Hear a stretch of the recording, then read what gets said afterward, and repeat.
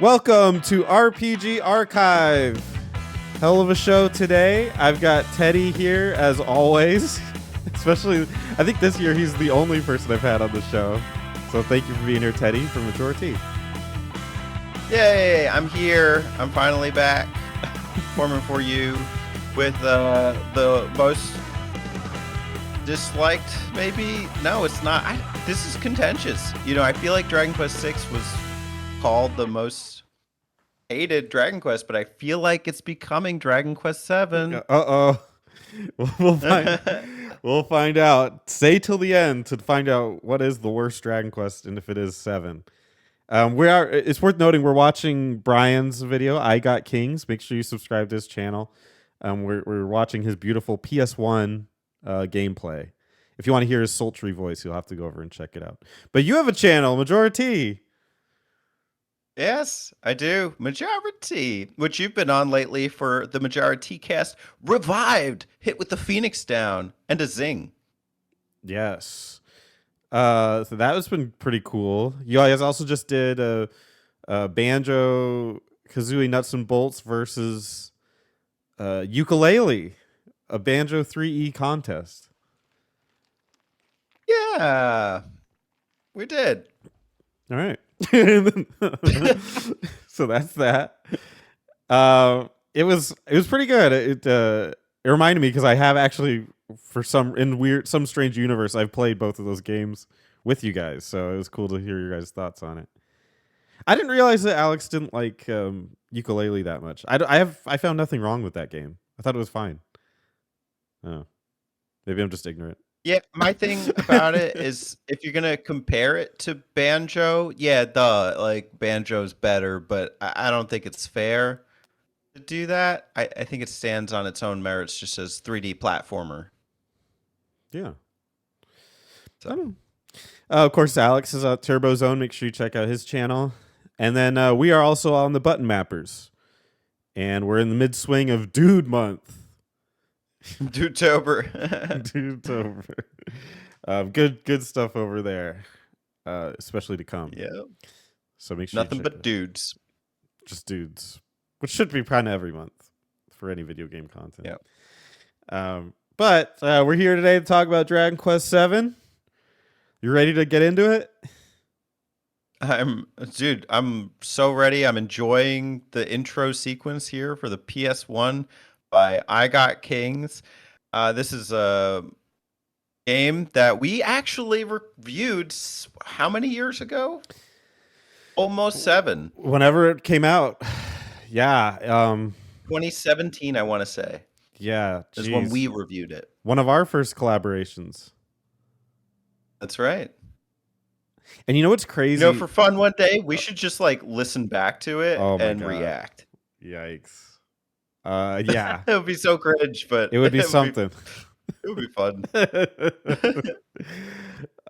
Yeah, you know, I was going through trying times during that review. And then ironically towards the end of this game I went through some trying times. So it's like this game is just a constant traumatic experience. For better or for worse, I guess. Oh my god. Yeah, let's you ready to get started to go talk about the development? Absolutely. I'm ready to put Dragon Quest VII in the archive.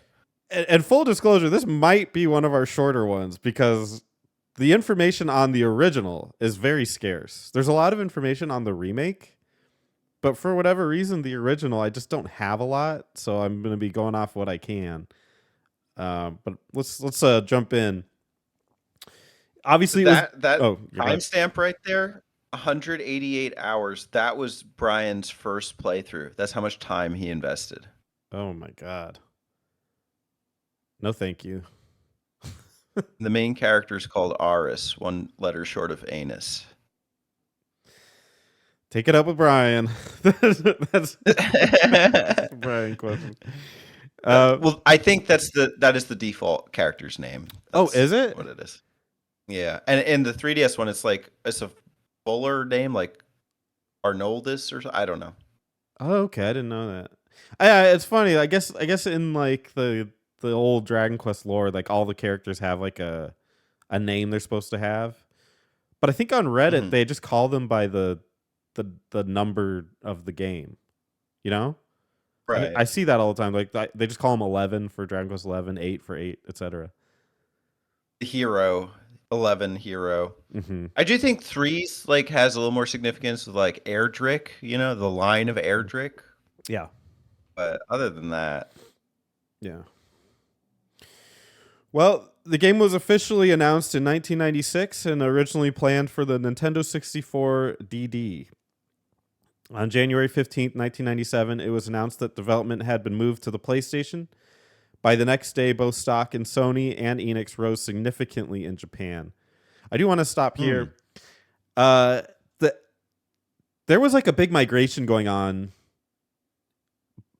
around this time from Nintendo to Sony Hmm. in regards to especially like RPGs. Maybe it happened to other things, but I just noticed it really with the RPGs because the Super Nintendo is considered, I think, one half of the golden age of RPGs.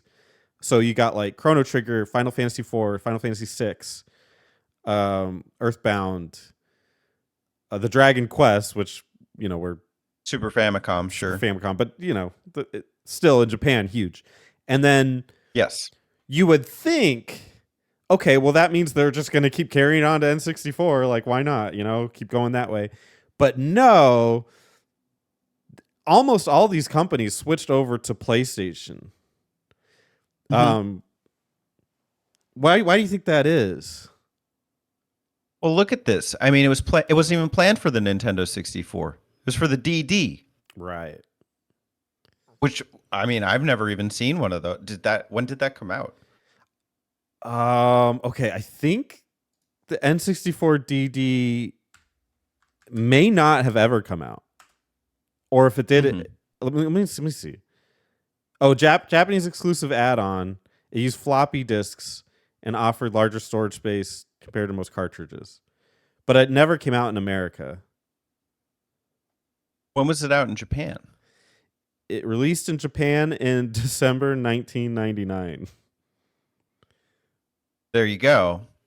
Yeah, so you see the sinking ship, right? Like it's like 1996 announced for the DD, 1997 this thing ain't happening. So Mhm. we're gonna move to the PlayStation.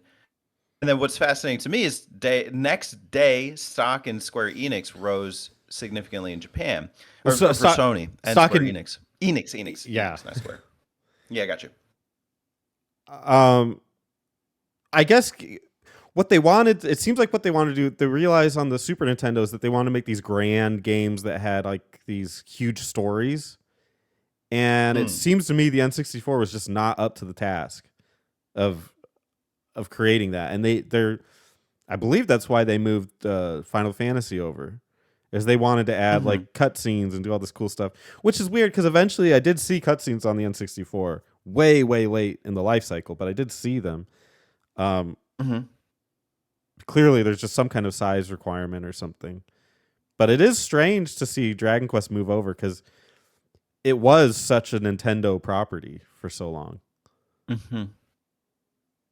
Yes, and it's strange and significant because Japan holds the Dragon Quest series so close to their hearts and their wallets that they would follow it to the system. That's true. Like they have no loyalty to Nintendo. It's just whatever's getting the Dragon Quest. So that's pretty interesting to me.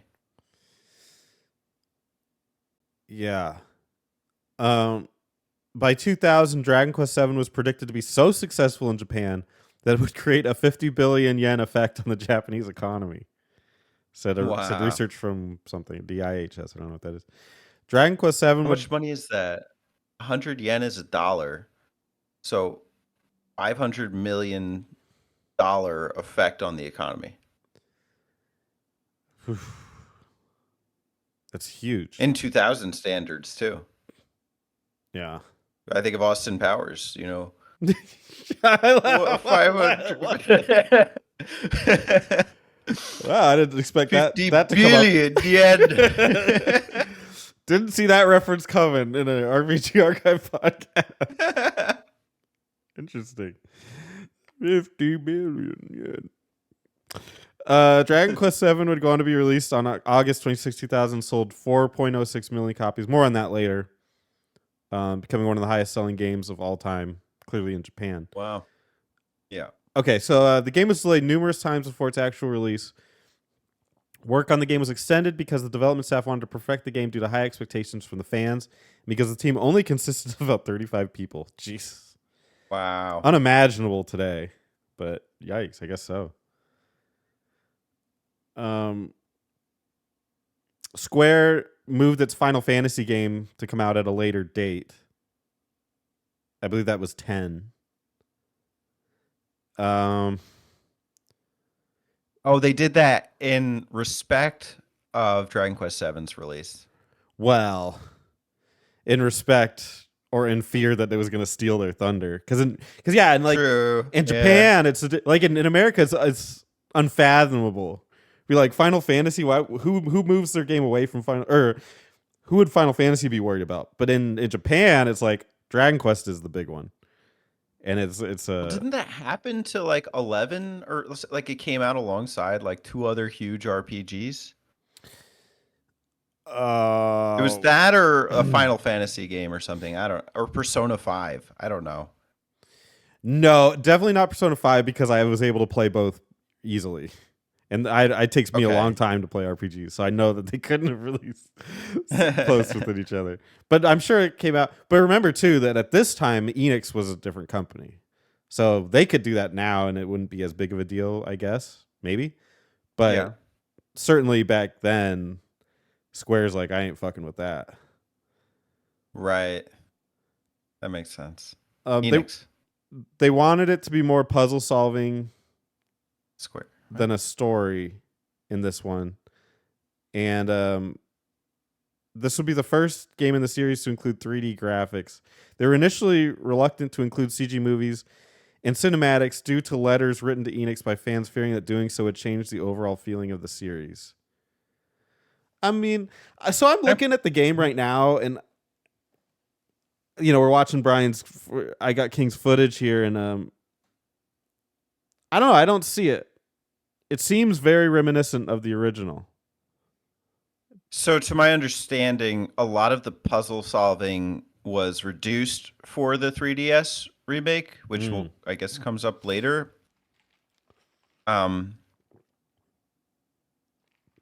Oh, you know what's crazy? Obviously, you're not going to see it in the first 5 hours, but I think even within these first 5 hours, there is an element of like puzzle solving to get that first tablet. Gotcha. Oh my god. But I don't agree with that statement, though. The game's story is still so prevalent. Yeah, the game's story is huge and sprawling and like complex. Like overly complex, quite honestly.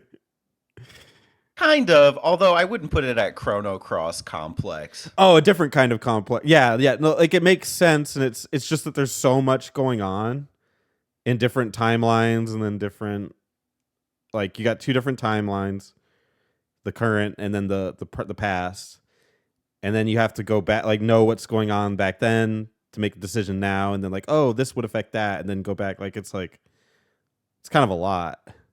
I guess that makes it a puzzle too at the same time, though. So I guess I don't know. I guess I could see it. It is interesting to see it in 3D though, like their version of 3D.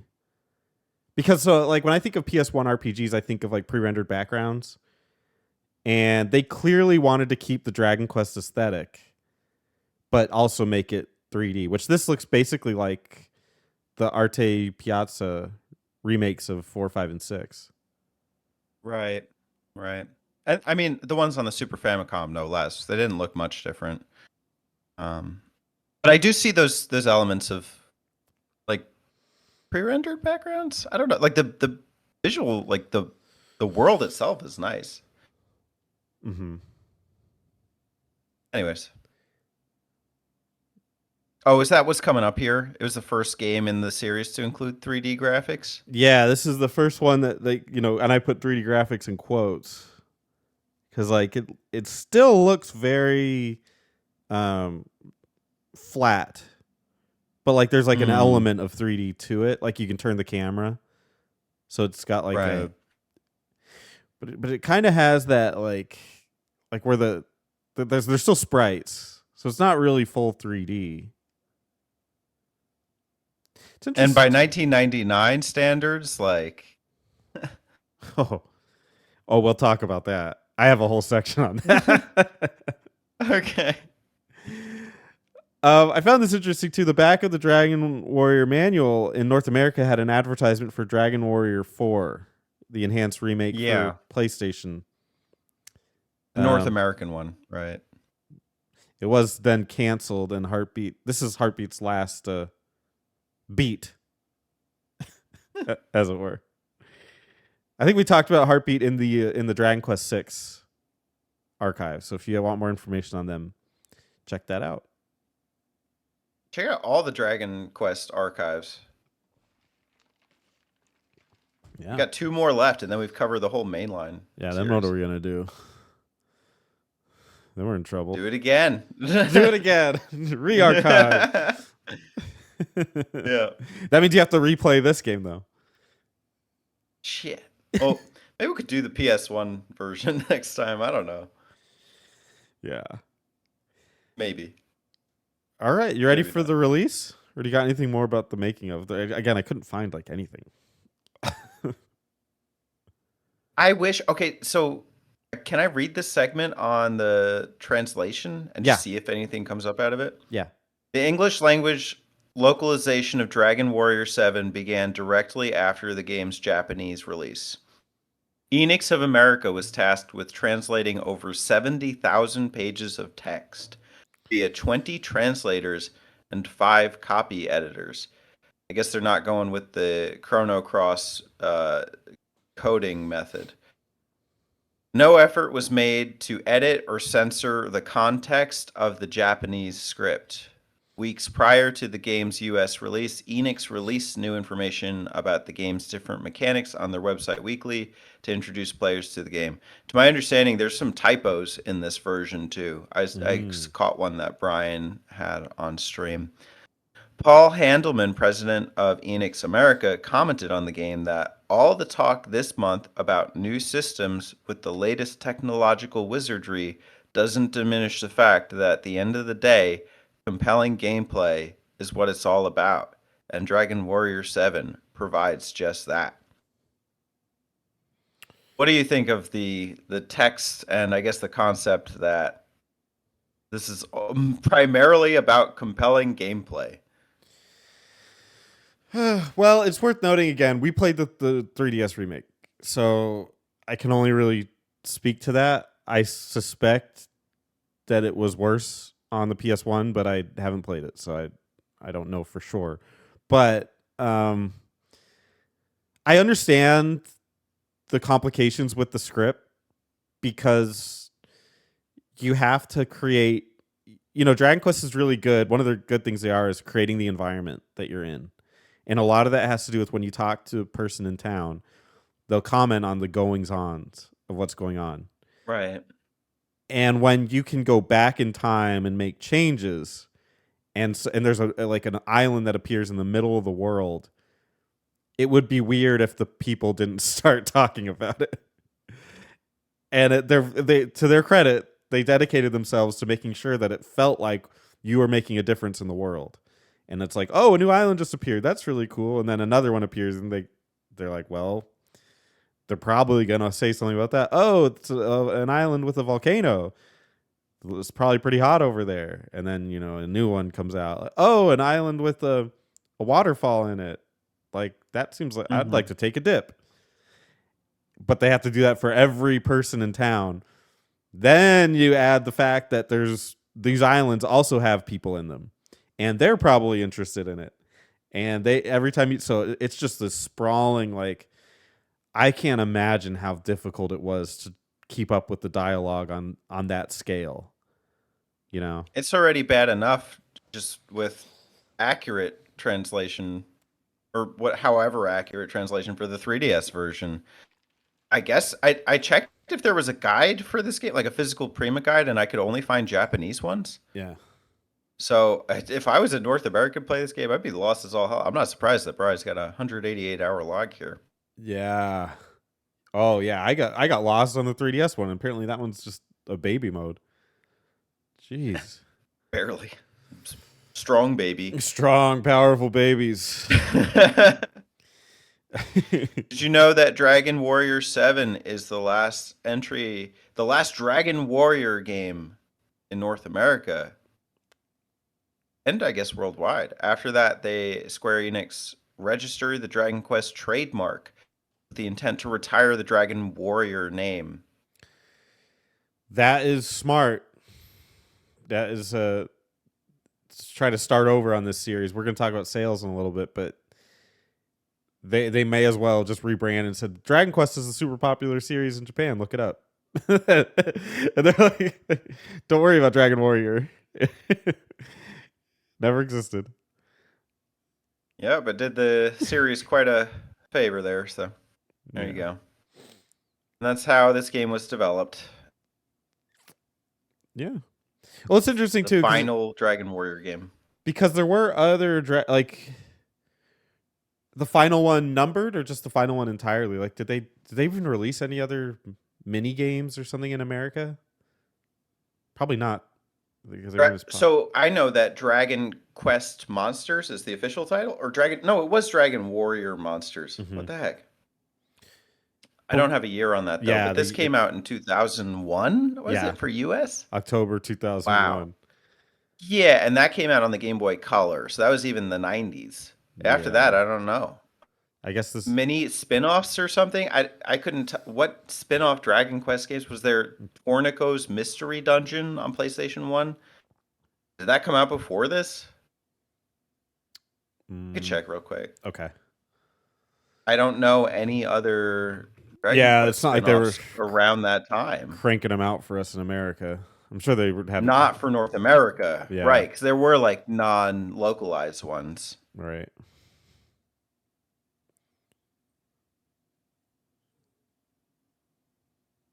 And a year. What? Oh no, I have the Super Nintendo one. Well, whatever. It's towards the end. This was probably the last one, and if not, it was a spinoff. So, Tornico: The Last Hope came out in North America in November 15th of 2000. Okay. And that's not even it's not called it is called World of Dragon Warrior, Tornico: The Last Hope. The last hope for Dragon Warrior. Yeah. Apparently not. That was Dragon Warrior 7. Dragon Warrior 7.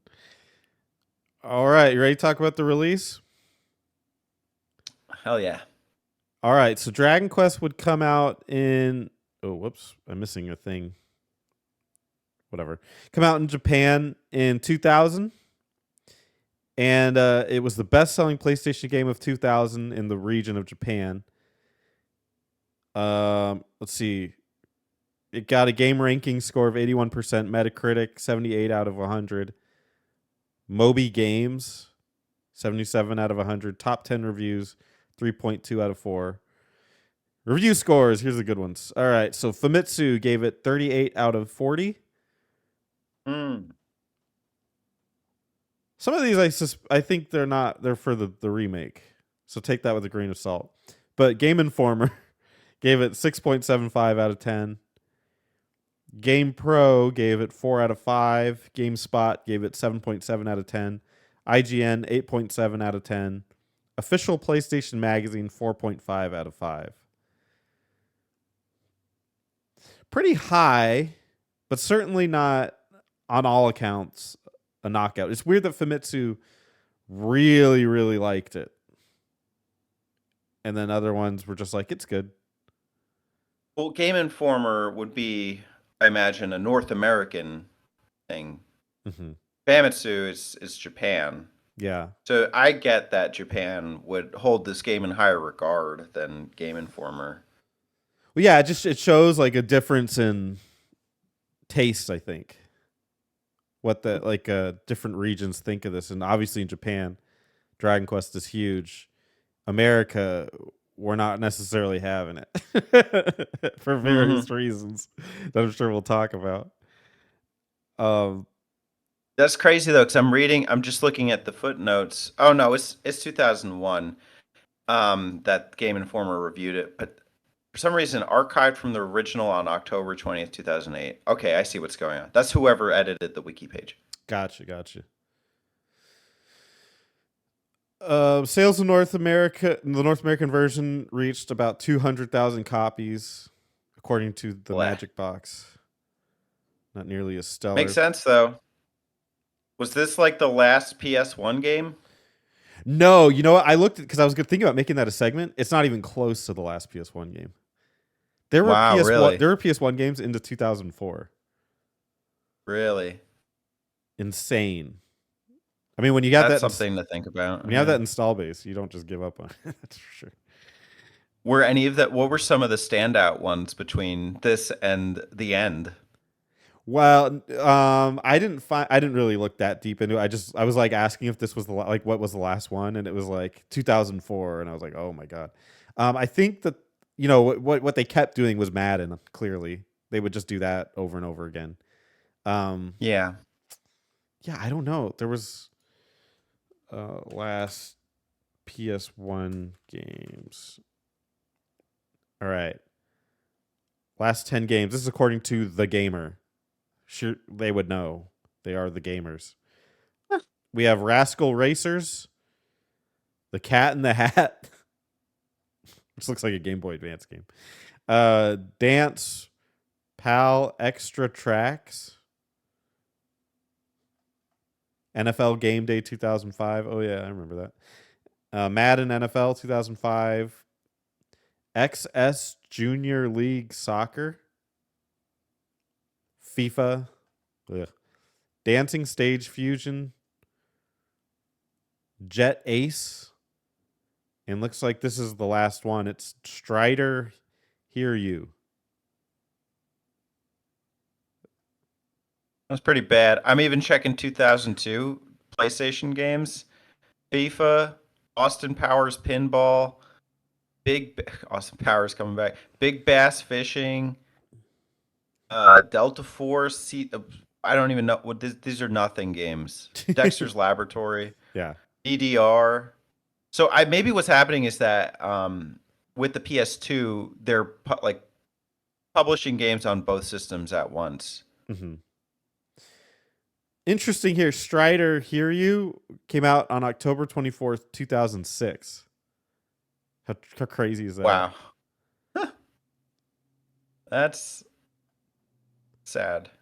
Sitting on a goose egg or something. They're like, we got to get this out at some point. Nobody has this console anymore. Whatever, just ship it. Well, you could play the PS1 games on the PS2. That is true. That's very true. All right, so here's what the critics were saying. Game Zone praised the game's concept as what role-playing games were meant to be. He also noted the high difficulty. It makes it that much more of an accomplishment when you complete a quest. And the vocation system was one of the best class systems seen outside a strategy RPG. Some of the negatives, though. Oh my god. GameShark.com described the first 2 hours of the game as some of the most boring hours you will ever play in a video game. That's harsh.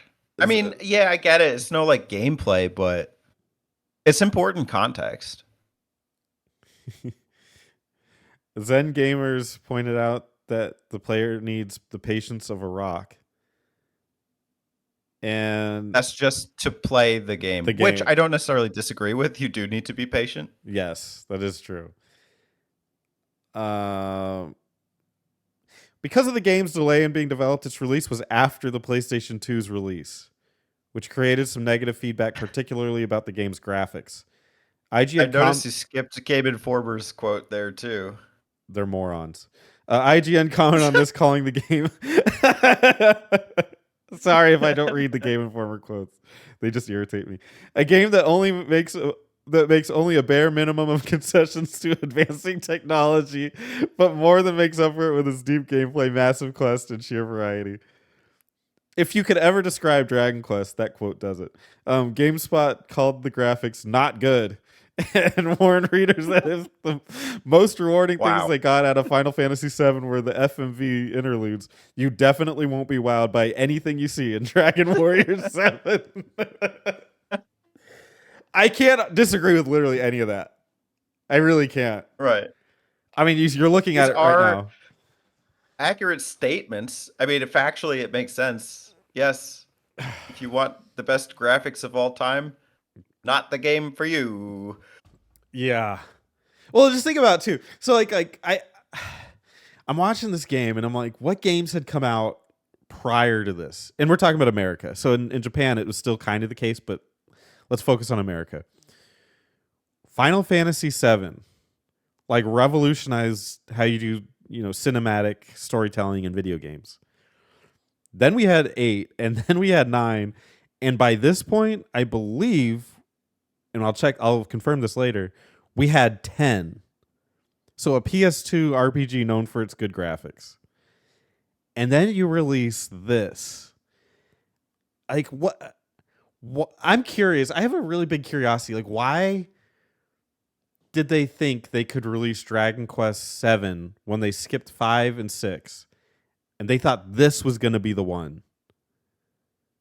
Like, I don't think they thought this was going to be the one. I don't even know why they published it over here. Is this the last hurrah, maybe, for the Dragon Warrior franchise? Because you had not had a Dragon Warrior game for what, 10 years up to that point? Dragon Warrior 4 being the most recent one to be yeah, released. So maybe there is some excitement there. And this game was announced in 96. right. Even for Japan, they had to wait 4 to 5 years from the game's announcement to be able to play it. I think that unfortunately, like if this game came out earlier in the PS1 life cycle, it wouldn't even be a talking point. Right. I think it would be fine. Yeah. It would be fine if you had these graphics and, because there are other PS1 RPGs that look like this. I played like Sayuki, which is a strategy RPG, but it kind of looks like this. And I don't like think about the graphics in this way, but the problem is 2001 Right. PS1 game. Like, so you're already getting the year later for North America. So yeah, I could see why everyone would be so picky at it. But if this came straight after the Super Nintendo, Mm-hmm. it wouldn't be so much of an issue. No. If this was a shorter game, I think maybe if this was in the 50-hour territory and it had this style and it came out sooner and like less ambition about like everything to do in the game, maybe it might have been more successful. But I think there would be a problem in that you would lose a lot of the actual heart of this game because a lot of that actually comes in the second half of the game. Yeah. Mm-hmm. I just feel like this is when you try to explain Dragon Quest to people and like specifically like why it doesn't work in America. Dragon Quest 7 might be the poster child of trying to explain that. Like, just look at this and what's your visceral reaction? And then it's just like it's like okay, so they released this in America. This is post Chrono Cross. Like people have seen Chrono Cross. They played Xenogears. They played these games that like Final Fantasy 9. If you look at like Final Fantasy 9's graphics versus this, it's not even the same console. Like this still looks like a PS or a Super Nintendo game. Super Nintendo, right? Like people in America that don't already have that built-in respect for Dragon Quest, this means this looks like garbage. Mm-hmm. And they don't have the respect because they literally haven't released one since the NES. Right, and now you're coming with a Super Nintendo RPG on a different branded console. The PS1 crowd? Who is that? Is that this? No. Well, yeah. And to take that a step further, it's not even the PS1 crowd because the PlayStation 2 had already come out. I'm just so baffled.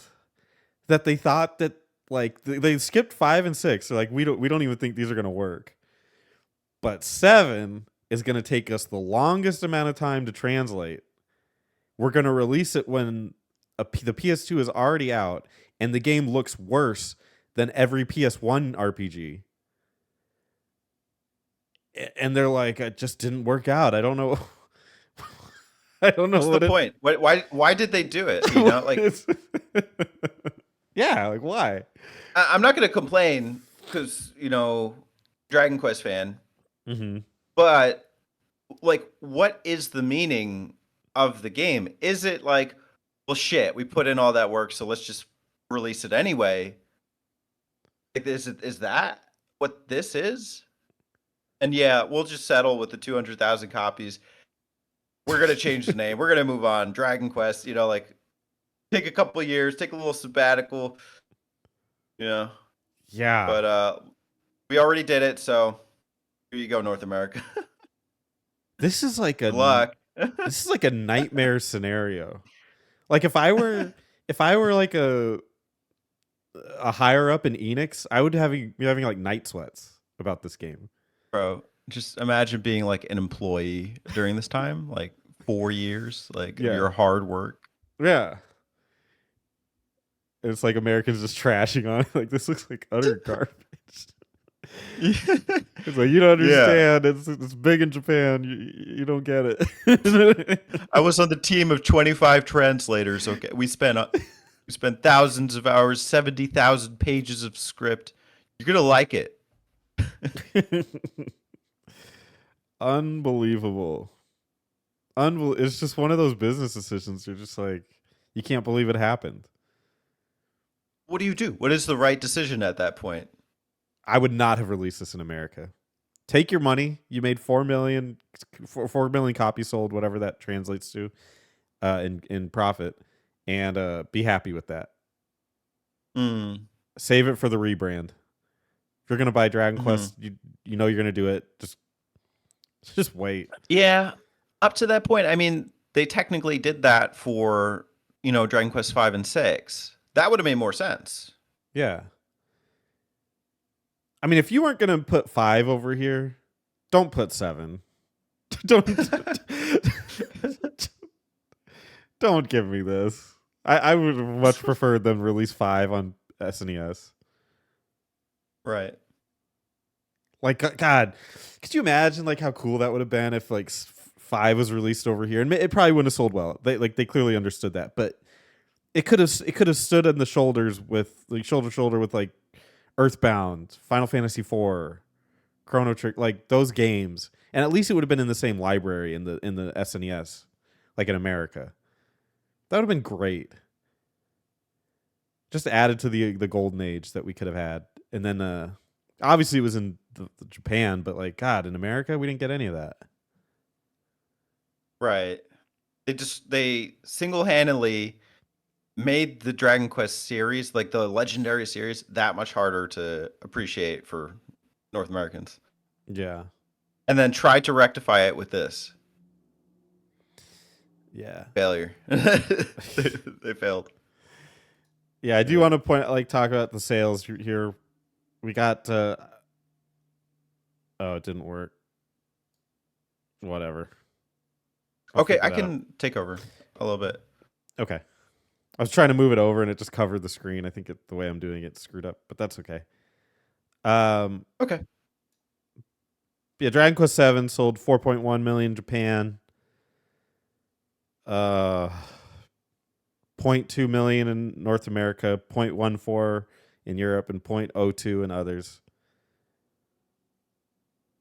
Combination of 0.37 million outside of Japan. I can only imagine they took a hit on that. Mm-hmm. But for comparison, Dragon Quest VI did 3.19 million in Japan, so definitely a bump for that. And then nothing in any of the other countries. They're talking about the Super Nintendo version. So went from nothing to 3. There is no Super Nintendo version. It's only Super Famicom. Yeah. Right. Sorry. I always call it the Super Nintendo just because I'm American. I never think it's always. I know it's the Famicom over there. But yeah, I mean, it's an improvement specifically for Japan, so that's good. Hmm. You got to wonder, at what point did they decide we're going to localize this? Did they decide that after the huge sales? That's what I'm curious about. Or did they decide that, at like around the game's announcement? Yeah, who knows? Someone should be fired, I think. Okay, no, I have it. The English language localization began directly after the game's Japanese release. Yeah. So that was Somebody's like, "We the got release in gold." Japan. Yeah. It released in Japan August 26, 2000. Within a year they localized it. It released on Halloween of 2001. So It just is over a a year. But scary they release. thought like, oh, we got so many sales in Japan. Let's give it a shot.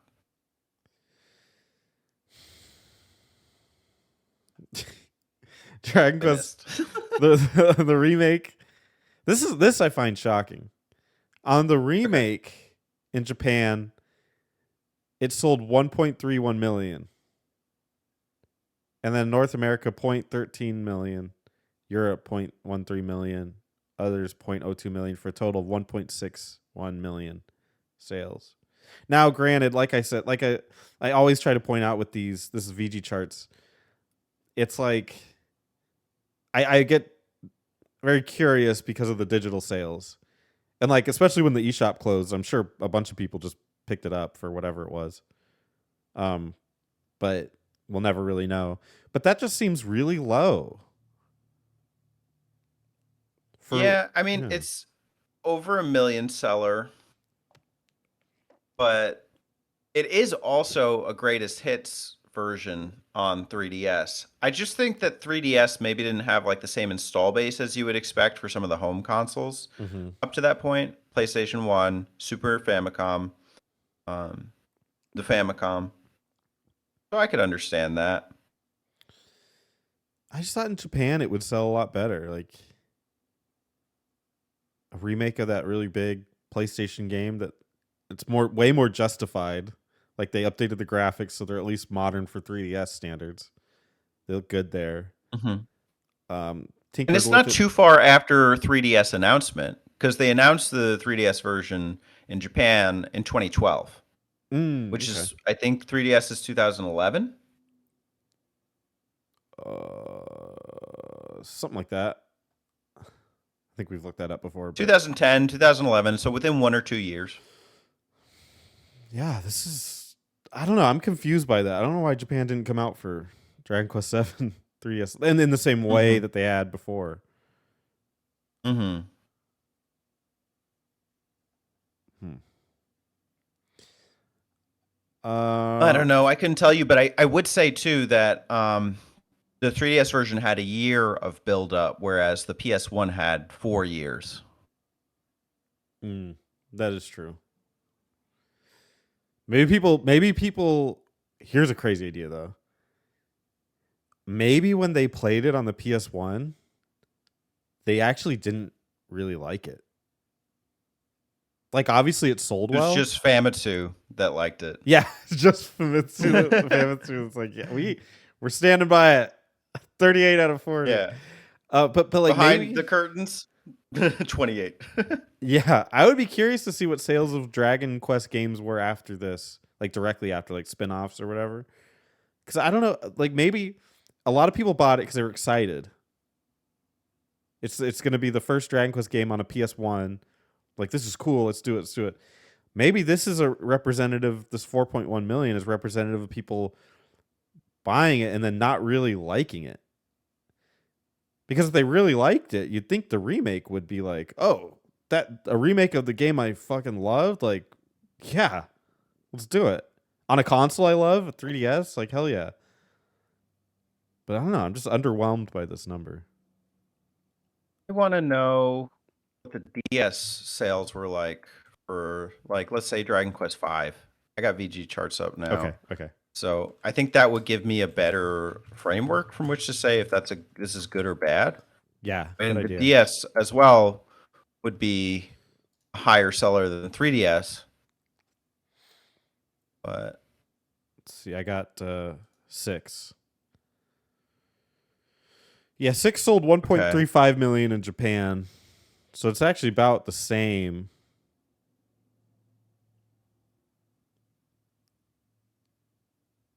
You have 5? Right. And 6 I think is comparable. I can't find 5. They're giving me all the other ones because they all have V's in them. And I'm Ah, getting like Dragon Quest 5 on PS2, on Super Nintendo. So in the moment, this is just hard to pull up. gotcha.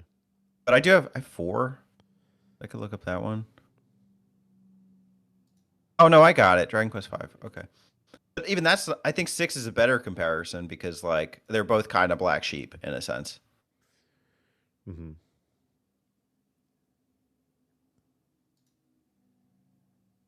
I don't know. This is gonna mess with my screen if I do it, so I'm not gonna. Oh Okay. no, I got it.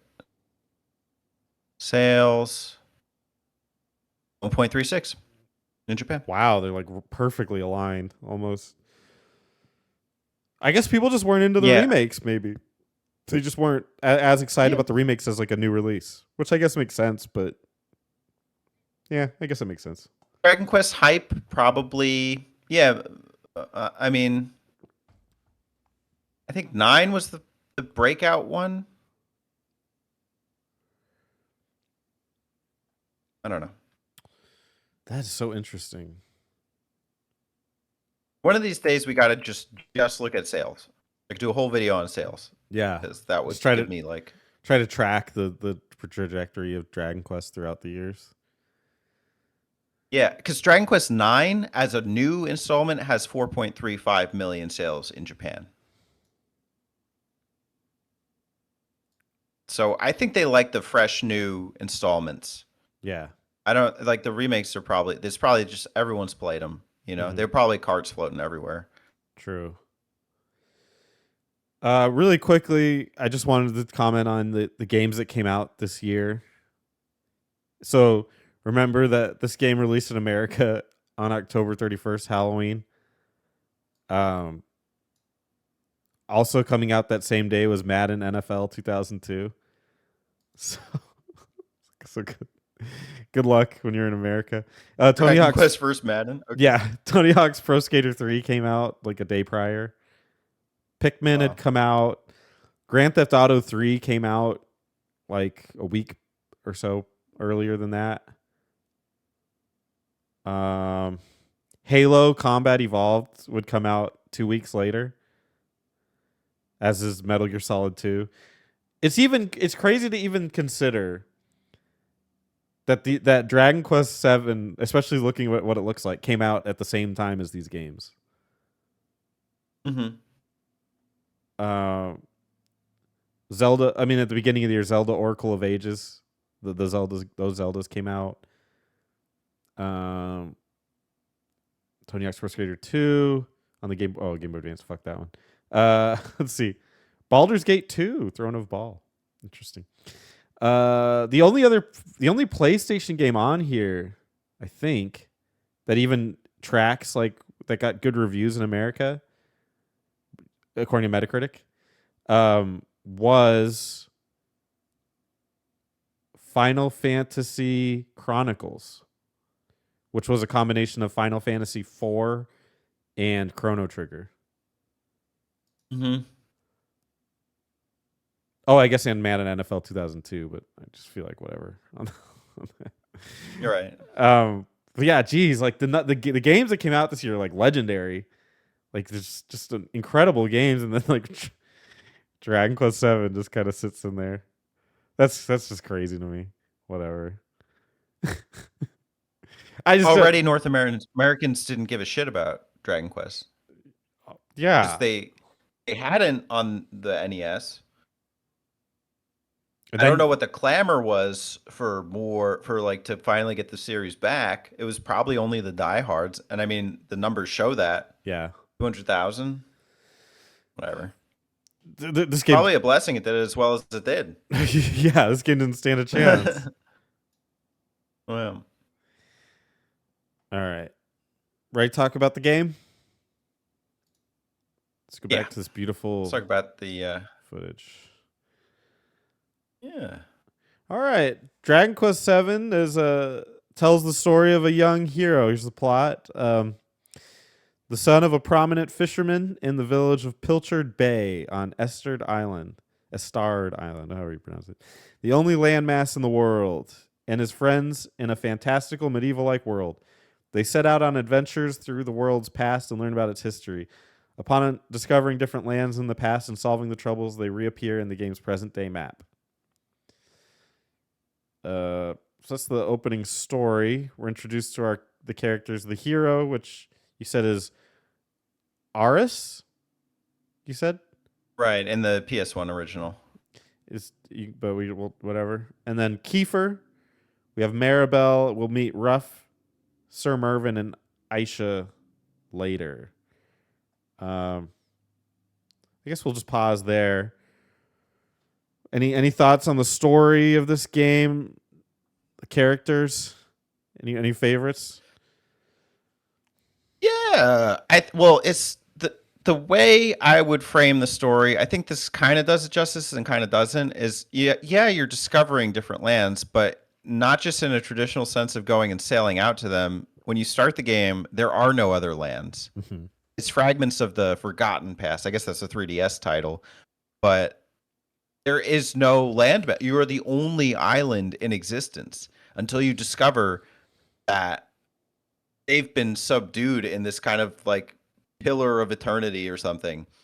And it's your responsibility to bring those islands back to the surface, and you travel back in time to those islands. And I think there's like a deeper plot about like, the Demon King and the, and God. I don't know what they call him. I think it's just God. Yeah. The Almighty. That's what they call him. The Almighty. The Demon King and the Almighty. And how they warred a long time ago. And, the disappearance of these lands is connected to that. So it's very interesting to go back to these lands. They're very themed. The themes are really interesting. They're pretty cool. A lot of standouts to me. So I happen to like a lot of these mini narratives. Mm-hmm. Yeah, we'll certainly talk about some of these as we go. The Almighty was really interesting. I don't know if it almost felt like uncomfortable. Having just such like an obvious nod to like Jesus, like down to it looking like him. It was like our like Anglo interpretation of him. It was just like almost like a direct shot, like God is bad, like in a way. And it was just weird. It was just weird seeing like a game just outwardly come out and say that or treat it that way. Usually they kind of like they take their own spin on it and like they'll nod at it and like like people do bad things because of religion and here's like a parable of that or something. But no, they just like went straight for a gut punch and just had him there, and that was weird.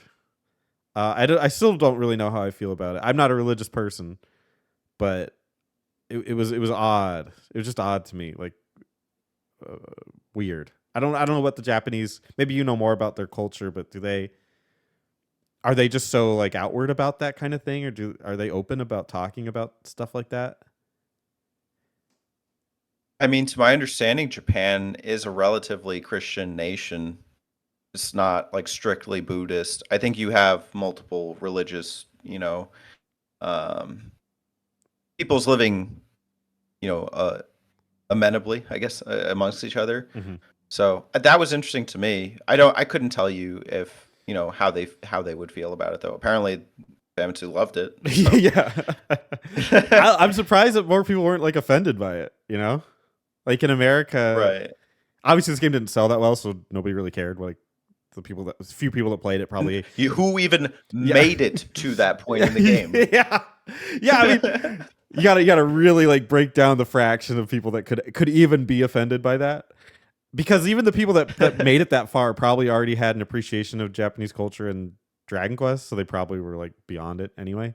But like, I don't know if a major game did something like that, you'd think that there would be more of an outcry, or at least be like, hey, by the like nowadays we call them like trigger warnings, but like, but just be aware that they kind of go after Christianity like directly, like not even subtly.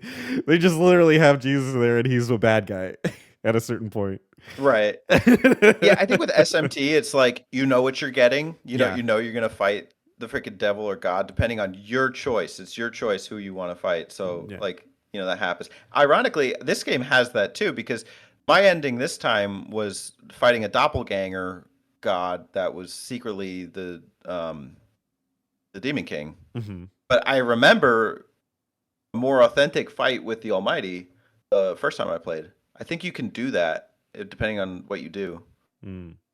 But even in like SMT, it's like they're like trippy Aberrations, interpretation. right? Yeah, Yeah, like the weird thing, and so you can kind of be like, oh, it's their like cool, their version of it. But in this, it's right. it's just like, oh, White hair. that's Jesus. Like that's down to the freaking sandals. Like yikes. But yeah, I just found that one interesting, and nobody really comments on it. But again, it just didn't sell very well, even in America. So maybe it just never popped up. Um, Sure. I really like, Good battle though. yeah, I really like Aisha, if I'm pronouncing her name right, Hmm. Aisha, whatever. Um, because I don't know, it's reflective. I guess I like Aisha, and therefore I like Kiefer, because there's a real emotional attachment, like, to the idea that your party members can die. Um, it's happened in other RPGs, but Dragon Quest, I don't really know. Have they had like a main character, like a mainstay party member that dies? And granted, for Kiefer, it's not like a grisly death or cool death. It's just time. It's literally just time. But I don't know. I just found that really, there's something like serene about that, where it's like the character died, but it's like a positive. Like they lived the life they wanted to, and then you can see their gravestone, and then you get to see the fruit of their labor. Aisha comes out and is talking to her, descendant. It's a weird. It's kind of an interesting thing there, and I really enjoyed that, the dichotomy of time. Yeah, I mean, you don't call Pancras a main party member, but it does feel like you've lost him. Hmm. This one, I agree. I think what makes it so successful in Dragon Quest VII, at least as far as the remake that we played, was the setting. Because you go back in the past to what's the tribe called? Do you know? Oh shit.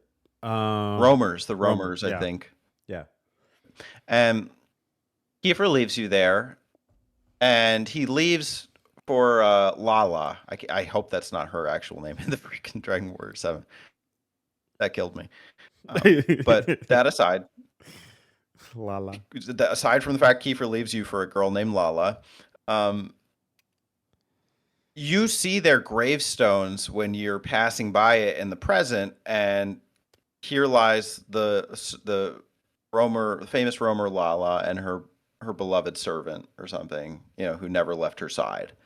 So that's emotional. Yeah. And then later you come back and you meet Aisha, and she's standing at that point, and she's like, "There's something about this area that makes me feel at home." And I don't know. I think they just succeed at creating. I don't know what the right phrase for it is, but It's like something that the feeling of like right time, right place. Mhm. It's something that only Dragon Quest seems to be able to do. It's like this really Right. subtle. That's Dragon Quest. Like it's not like Final Fantasy. It didn't happen from an explosion. Sephiroth didn't jump down from the ceiling and stab anybody in the back. It was just this really. It's like time. Time took him, and it's almost like a good thing. It's like, oh, it's a Yeah, and serene. It's you pleasant. miss Kiefer at that point. He is probably the best character in the party. Mhm. And so or maybe like the most, I don't know, because like you're not supposed to like Maribel. Ruff is cool, but he's a dog at the end of the day, and your hero is a silent protagonist. Yeah. But when you lose Kiefer, it really hits and he's like a cool sword wielding prince, like right. Yeah. Um, it's just really good writing. Hmm. Yeah. So I've experienced that a number of times playing these Dragon Quest games. I'm experiencing it right now with 11. So. Oh, there's there's one quest in particular in 11 that I can't wait to hear your thoughts on. But I'll save you for that. But yeah, it's so I just love the subtlety of it. It's not like anything you really experience, especially at this time with RPGs. It's just so like the subtlety is just so difficult to explain to people. And maybe not everybody would like it, but obviously we're Dragon Quest people, and that's the kind of stuff that resonates with us. They're really good at tugging your heartstrings. Mm-hmm. You know, it's like Kiefer is there even if he's not there. Exactly, and then Even, like with even, Aisha, mhm, you just right. Even see in physical manifestation, in the gravestones, in the freaking game over credits, and you get that bottle that says, "Tell my dad I'm doing all right." oh, just yeah, Fantastic. Chef's kiss. Yeah, absolutely, just beautiful. That's why it's hard for me to absolutely hate this game, because I think there are so many moments just like that. Right. Yeah. Another one's like that church overseeing the town. Yeah. There was something about the lovers and the gravestones there too. Mm-hmm.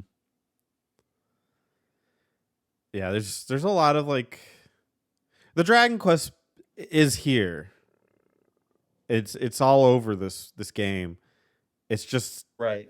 can be you need like you said earlier, you need patience to find some of it. It can be daunting, because Yeah. and the thing about this game is there's hits and misses. Mm-hmm. There's 18 islands maybe, and some of them are really good. Some of them are not. Yeah. Can we segue into those? Like, what are some of the mini narratives that stood out to you? Really quickly, before we do that, Okay. you touched on something that I was interested in, and I just want your thoughts on it. You briefly mentioned that you're not supposed to like Maribel, and certainly Reddit would agree with you. But I don't hate Maribel. I actually enjoy her, and I was confused when I went on Reddit and like poked around that people are like, "Oh, Maribel's obviously the worst character in the game," and I was like, Mm-hmm. I just don't understand that. Like she's like a cute girl. Like she's brash, sure. Does that make her a bad person? I don't think so. Like I think it's a cute character. I thought it was really I don't. Oh, go ahead. Yeah, go ahead. Well, I just thought it was really sweet that it reminded me of Earthbound actually. So there's a part there's little moments in Earthbound where it reminds you that you're a kid. And there's like you can occasionally get, I don't remember the specifics of it, so if we ever do it we'll be able to speak to it better, but there's a scene, there's little parts where you can get a status ailment, and it's called like, I can't remember what it's called, but it's like where you miss home. It just says like you miss home right now, and it's like it's cute when when you're playing with children, it reminds you that they're children. And I love that Maribel's like, oh, my dad's sick, I should probably stay home and help him, and just disappears. She has her moments. Yeah, just disappears through party. I don't hate her. I don't despise her. I think the leaving the party thing is a problem mechanically, but I don't know if you want to save that. For Maribel, yes, she's a kid. She also has a very clear superiority complex to the main character, where she constantly reminds you that she's better than you, or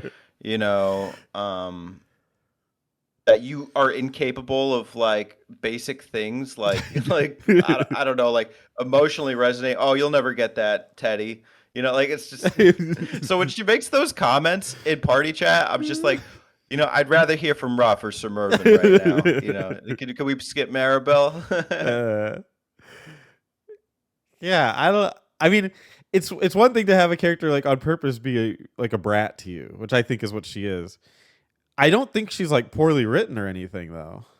Like I think No, she is what she is, and I think it's cool. So I'm always confused on Reddit. I think maybe there's a confusion on Reddit of like what is a good character versus a character that is nice to me at I times. don't think she's a bad character. I think she Right. is a good character. I just think that she's annoying and she's meant to annoy you, which Right, right. a lot of people don't like. Why would you like being annoyed? You know, because you are supposed to be the main character. Yeah. So when somebody talks about you that way, it's like, and they're stuck in your party for 100 hours. I appreciate I, the parts where she leaves. I guess I love it. I'm into it. I think it's so cute that like this little girl's like calling me such a loser and shit. It's funny. I don't. Boy, have I got the wife for you. Try Deborah. Oh man, if anybody would like stomp on your balls with freaking stilettos, Jesus, Deborah. That's different. But anyway, okay, Arabelle's just kind of like a tame version of that. yeah, child version. Fair enough. Do you want to talk about the other cast members? I guess it's going to come up for some of these for the just the islands you visit. Yeah, I think we're good. All right. You wanted to talk about the memories of the islands? Are you ready for that? Because what's this about Dragon Quest RPG? I was gonna. That was me lazily saying anything that relates to just the familiar concepts of Dragon Quest, turn based, whatever. Okay. We can skip that. That's fine. Cool. Yeah. So the islands, obviously, we alluded to it earlier, but the islands start a. You travel back in time through certain mechanics. You travel back in time to those islands to figure out why they disappeared. Now it's interesting they disappear in general. Really, you would think they would just be uninhabited, but they actually like disappear, and you can just say like thematically it's just more fun to see them pop up and realize. So I can just whatever on that, um, but yeah, like so you explore these islands in the past, figure out their problems, and then they reappear now in the future, and you get to see what they turned Sure. into based on their story, and that's the general gameplay loop of Dragon Quest VII. So like let's talk about some of the memories we have of this long and Wait, arduous let's process. just say, what do you think of that concept first?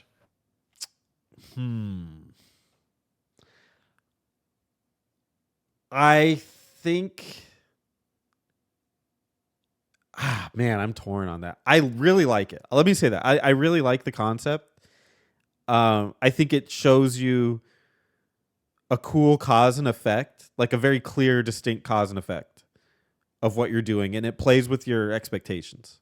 So you can say like, I stopped this volcano from erupting, and then when I came back, the town was saved. Great. And then later, they can say like, you think you saved it from what you did, but maybe because you didn't think about this outcome, this different thing happened that you didn't expect. You know what I mean? So Mm-hmm. so Oh, I there's a very clear example of that one. so I like that. I think it leads to some really cool um, shifting in your expectations and seeing cause and effect, which I like. That's my thoughts on it. I think that every theme is very apparent, especially with the 3DS remake. They're very deliberate about making the islanders sound like they're from different parts of the world. Mm-hmm. Like you have very clear nods to different parts of Europe, Yep. Asia, and I kind of like that from like a language perspective. They actually use words in different languages that you may have picked up on. Yeah. Um, I don't know if I like having to re-explore them in the present and then hunt out fragments. I think that it can be a kind of a time sink because you already have 18 islands that you're visiting. Now you're doubling that. So you have to do 36 unique adventures Yes. in order to progress to get to the more adventures. So it's like I wouldn't call it filler, but it's close. It's asking a lot of the player, and I think when you think about how popular the series was, to them it's easy to say, well, it's just a lot more Dragon Quest, which you can't really argue with that. But to the like to an American player, to somebody that isn't necessarily obsessed with Dragon Quest, that's asking quite a lot. to be like, well, you better really like this world because you're gonna explore it inside and out, forwards and backwards twice. It's But just let's try and sell it a little bit. Like, what are the positives? What are the highlights as far as the island concept? What are your standouts?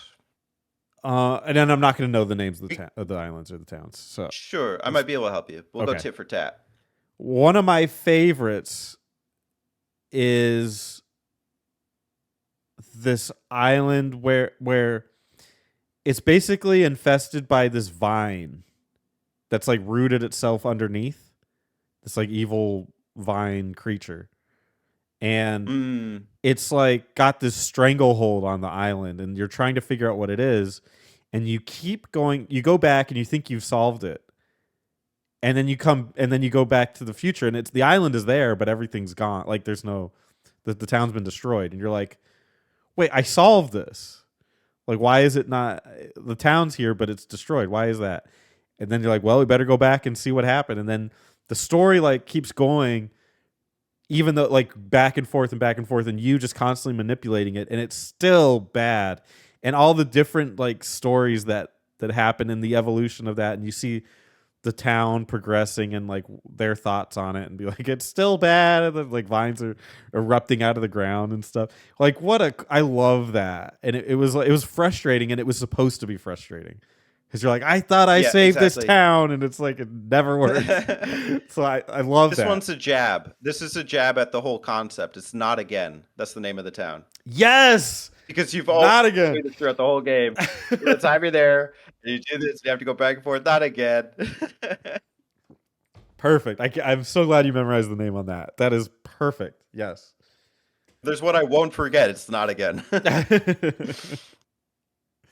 My favorite's probably All Trades. I think the All Trades Abbey arc is probably the peak or one of the Oh, strongest points of this game because it's the complete psych out. You've made yes. it. You finally made it to the part where you can upgrade your classes. You go to upgrade your class. What class do you want to change to? Great. Awesome. Before you start, we need to bathe you in the holy water. Your whole party, assemble here. Mwahaha, you thought I got you? Well, I got your magical powers. Now you're locked with the rest of the captives. And even leading up to that, a bunch of people have been coming, but they haven't been coming out. Yeah. So you're locked in the cellars of All Trades Abbey, where the demons are keeping you captive with no magic powers. Oh, That is peak. yes. It is amazing. Um, it it kind of in a way like ruined the game for me because I was saving. I had a bunch of money saved up, and I was collecting it the for when I changed my jobs, just to see what I was going to become, and then I was going to go buy a bunch of items, and then it took all of that away. Like I had the money, but nothing to spend it on, and it was like I was useless. And so I ended up having, because my characters didn't have any good items, especially for the monsters they were about to fight. So I had to grind like crazy just to make it through some of the cave stuff there. And by the time I was done with that, I mean, never, I don't think I died to a boss except for maybe the final one, like for the rest of the game. It was like a steamroll, Mm. which may have even screwed up my classes because I think it has a little bit to do with your level. So like, I don't know that, as genius as it was, the way that I played it, and I don't think it's fair to say that's not really a knock on the game because I came in with my prior knowledge of knowing that the All Trades Abbey is where you do it, completely forgetting that they were going to twist it on its head and like screw me. So it almost like the game knew that I knew what was going to happen, was like, fuck off. Which is kind Hmm. of funny, but it was an interesting turn of events for sure. Definitely was not expecting that, even though I've already done it before. Hmm. Makes sense. You got any other highlights?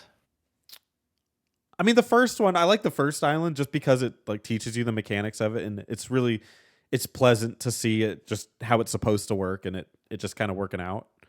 I like that, and it Mm. just being like, oh, that's cool. So now the island's here, and we solved their problems, so they're back and they're happy, and you get to see the inhabitants and the future, ancestors down the line. So yeah, I like that's the first one to just understand it. Um, I like the it's one of the last ones, but it has the dwarves in it. Mm.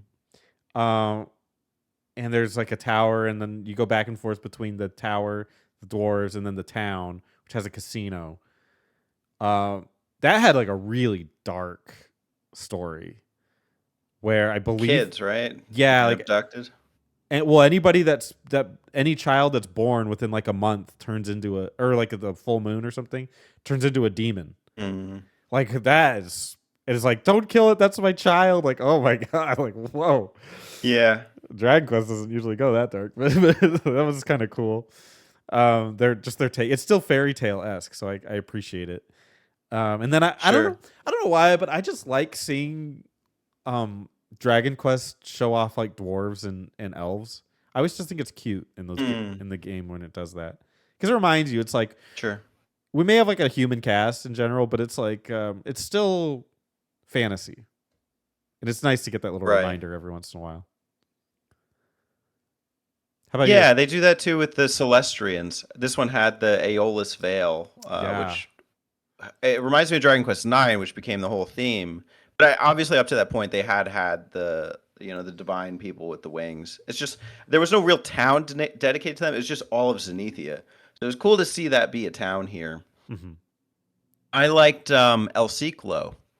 In El Ciclo, there's the painting in the basement, but you have to stop the clock and then Dude. freeze town, and like the music stops, everyone becomes lifeless, and you enter this vortex where you have to turn the hourglass or something, and then the monster gives it away. Like, Yes. by the way, before I die, haha, as long as you don't turn the hourglass. Oh wait, what have I done? But that was a cool moment. And then there's just the art design in that town, really cool. Yeah. They must have made just specific things for that town, like specific. What do I want to call that? I can't remember the name. It's Assets. assets. Perfect. Yes, specific assets just for that town because it's just so different. It's like everything's wavy and circular instead of just the squares. So I really Hmm. appreciated that. Do What we were some of want the harder parts for you? Maybe the parts you didn't appreciate. the low lights? I'm gonna be honest. The just the Egyptian themed area, and it's not Yeah. entirely its fault. Um, I live in Arizona. I see a lot of dirt every day of my life. I don't really love seeing other environments that are just dirt. It's just kind of like ugh, to me. So it's not entirely its fault, but it also just was. I think by the time you get to this area, I think the island prior was longer than I expected because they get longer and longer as you progress. Obviously, they get more complicated and less easy. And I think by the time I got to this one, I kind of wasn't into the story, and it was really long. And it was just And like, confusing. yeah. And it wants you to go This one back had and two forth. problems. Right. Which is not clear. The dinosaur, the fossil, you have to go back to like that excavation site, which I couldn't even remember where it was, and I couldn't even Right. get the clue that you were supposed to do that. And then after this, after you've solved the problems in the past, you go forward and she's like, "By the way, remember that thing I gave you, keep keeping it safe." And Maribel's like, "What thing?" You're supposed to take that as a clue to go back in time and get a fragment from her. So that becomes like a missing fragment that like can get you caught up. Like I had to look up something online and somebody on Reddit had answered it. Like Hmm. that was my missing fragment. Yeah. And Like, then okay. you helped me with that too. I was completely lost. Yeah. It's just like, I didn't really like any of that. You bear with it because to get to the other good stuff, but that seemed to be a bit of a lull in the game for me. I know when I was there, I was like, I just got to get through this. That's how I felt. Mm. Um, anything for you that sticks out? I think anything else would just be kind of penny picking. So I'm not going to really say any other ones. I do think that not all of them are as standout, like or like have the same impact as some of the ones we mentioned, Mm-hmm. but they're not as dull as I think people make the game out to be. I Okay. think they're actually decent little fables. Yeah. Yeah. I think if you Although I did get confusion with some of the mysterious fragments towards the end. hmm, Just didn't know where to get them. So I think if you look at each island, it's generally a more positive view. Like the islands themselves are usually good, barring a couple that I mentioned I didn't really like. But if you break them down island by island, you're like, oh, this was a story, and it progressed nicely, and it was cool to see the outcome. And I think in that concept, the gameplay loop works. When you expand it to, like you said, 18 or whatever islands that you have to do that to back and forth, that's where it's like, oh, the pacing on this, as much as I enjoyed the islands by themselves, doing it over and over again, the number of times you have to do it, that's where it starts to drag on you. And you're just like, sure, oh and you my not only God. do you do it back and forth after you've done the whole all of the whole cycle, all of the 18 islands, you have to go back to 4 of them. So it's Yes. like I got to go to freaking Emberdale again. Yeah. I haven't thought about this island in a while. I don't want to go back here. Like, how many times do I have to explore the goddamn volcano? Yeah. Yeah. It's it's just a bit much, really. Is Right. It's like it's cool. Like we love Dragon Quest. I mean, we've done almost all of them at this point, and it's like it's really testing you. Like, how much do you like Dragon Quest? Do you like it enough to redo it? Like, even though you already did it 2 times already, you can do it a third time. It's like some of Mm, them, the pacing is questionable. sure. Yeah. Do you want to talk about the class system? Yeah, this is a lot of people's highlights. A lot of Definitely. people say Dragon Quest VII has the best class system of the series, and some have even argued of all video RPGs up to that point. We're going to do a little deep dive into Dragon Quest VII and its classes today. Be sure to subscribe if you like Dragon Quest and if you have some class yourself. Leave a comment below too. What your final class, what your party was at the end of the game. So I got it pulled up here. The different classes, and I'm using the DragonQuest.org wiki. So check it out if you want to go there to do your own deep dive. Um, it's broken up into 3 different sections. We have beginner, intermediate, advanced. It's important to know that this begins at the All Trades Abbey. So once you've finished the quest line there, you'll be able to start swapping between them. So it's not immediate. You won't see it until later. Probably like 15 to 20 hours into the game. I can't remember the exact hours, but it takes some time to get there. And then you can start doing this. You'll only be able to do the beginners at first. Intermediate comes once you've mastered certain beginner classes, and then the advanced once you learn some of the intermediate classes. We'll break down those for you as well. There are also monster vocations. I'll be honest, I didn't really explore much. I did the Chimera for a little bit and was just pretty uninterested. Do you have anything to say about the monster vocations before we get to the main ones? Nope. I got a bunch of the hearts, and I like the main classes enough, and I found them useful. I didn't really need like a king heal slime, because I already had sages, and I got a luminary at one point. Yes. So I'm the same way. I was like, why? Like these, and I'll explain later that you only need the advanced and probably even the intermediate to beat the game. So the monster ones just seemed kind of less fun, and I didn't like that they also changed your appearance to the monster. I found that annoying, so I just didn't want to do those.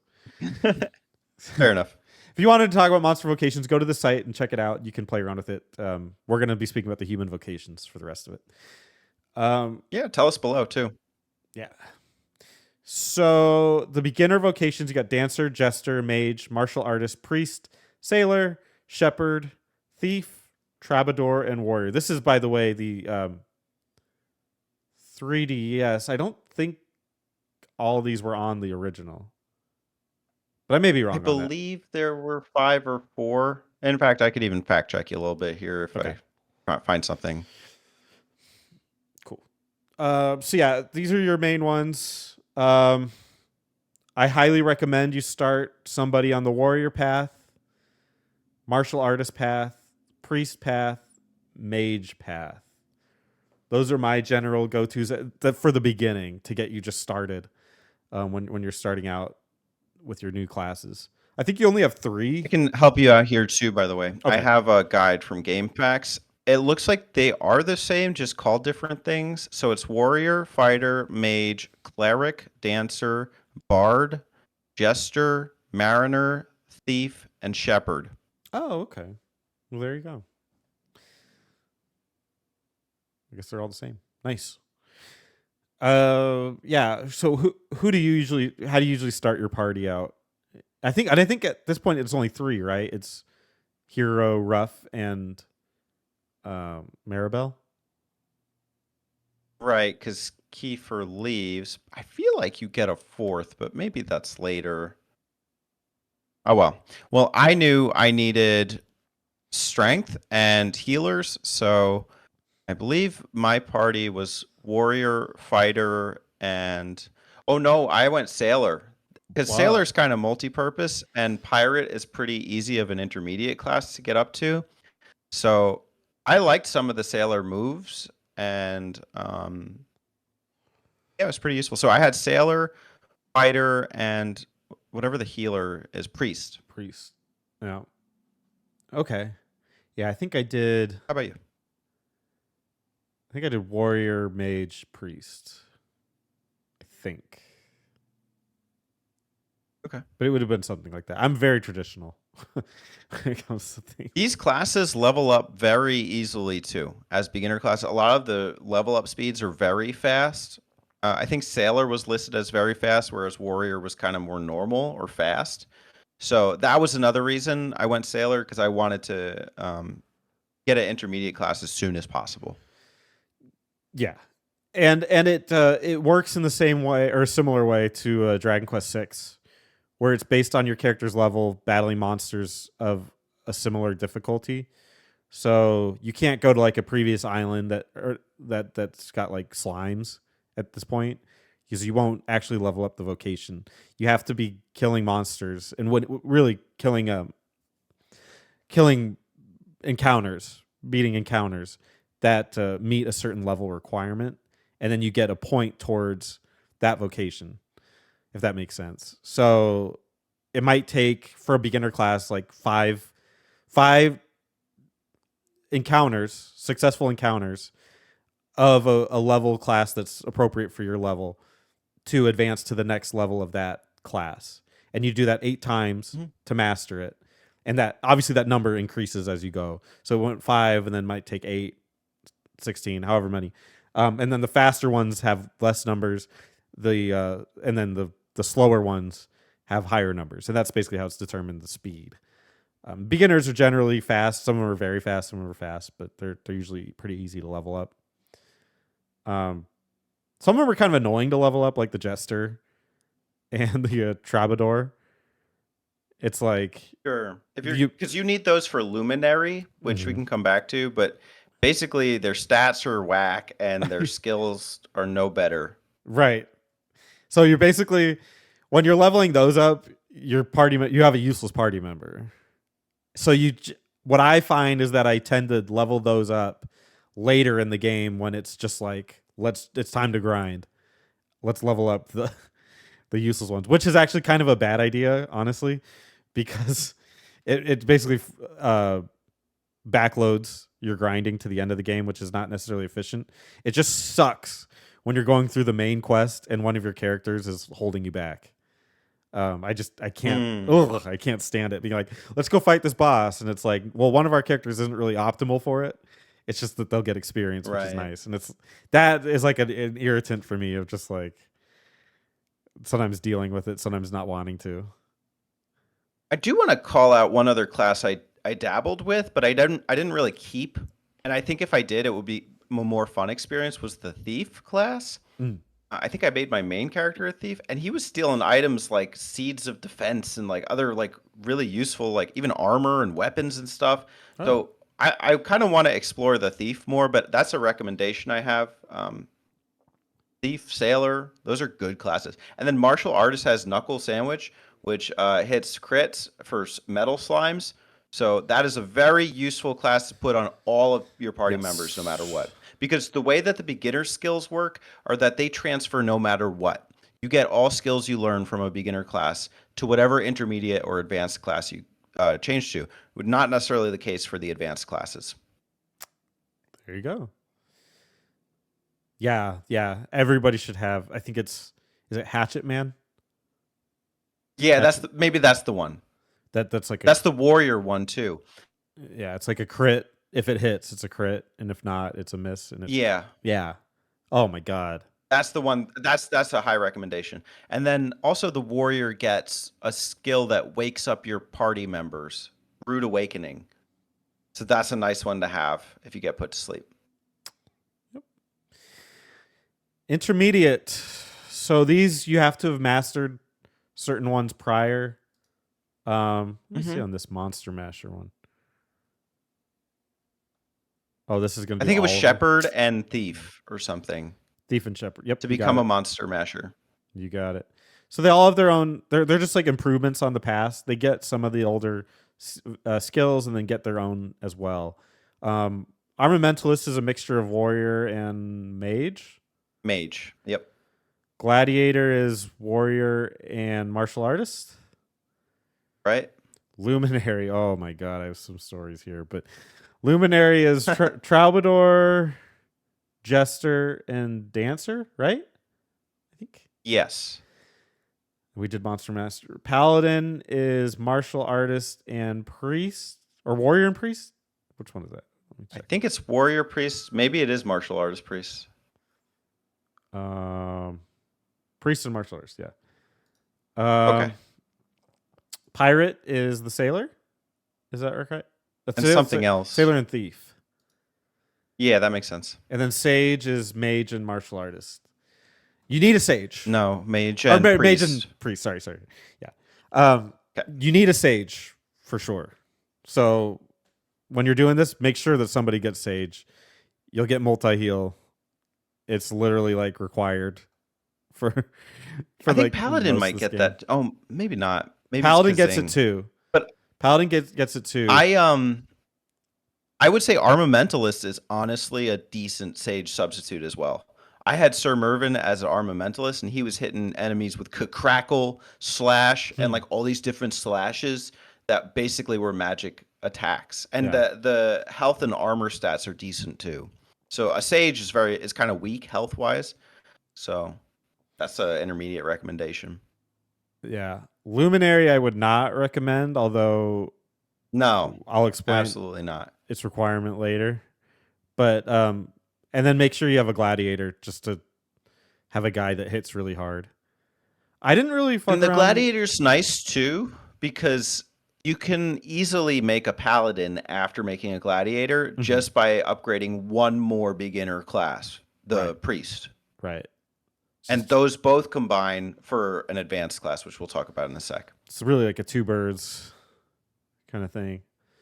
Right. I did not really fuck around with Monster Master or Pirate. Did you? I liked both and they hit hard, but the problem is they don't really combine for a meaningful class in the advanced classes. I did like some of the pirate skills. There's one that was like this kind of like wave thing. It hit everyone really hard, but nah, I wouldn't recommend it. Okay. Just Unless because you're going for like a ballsy playthrough. Yeah. So when I was playing this, I didn't Google it. I was trying not to Google anything if I could avoid it.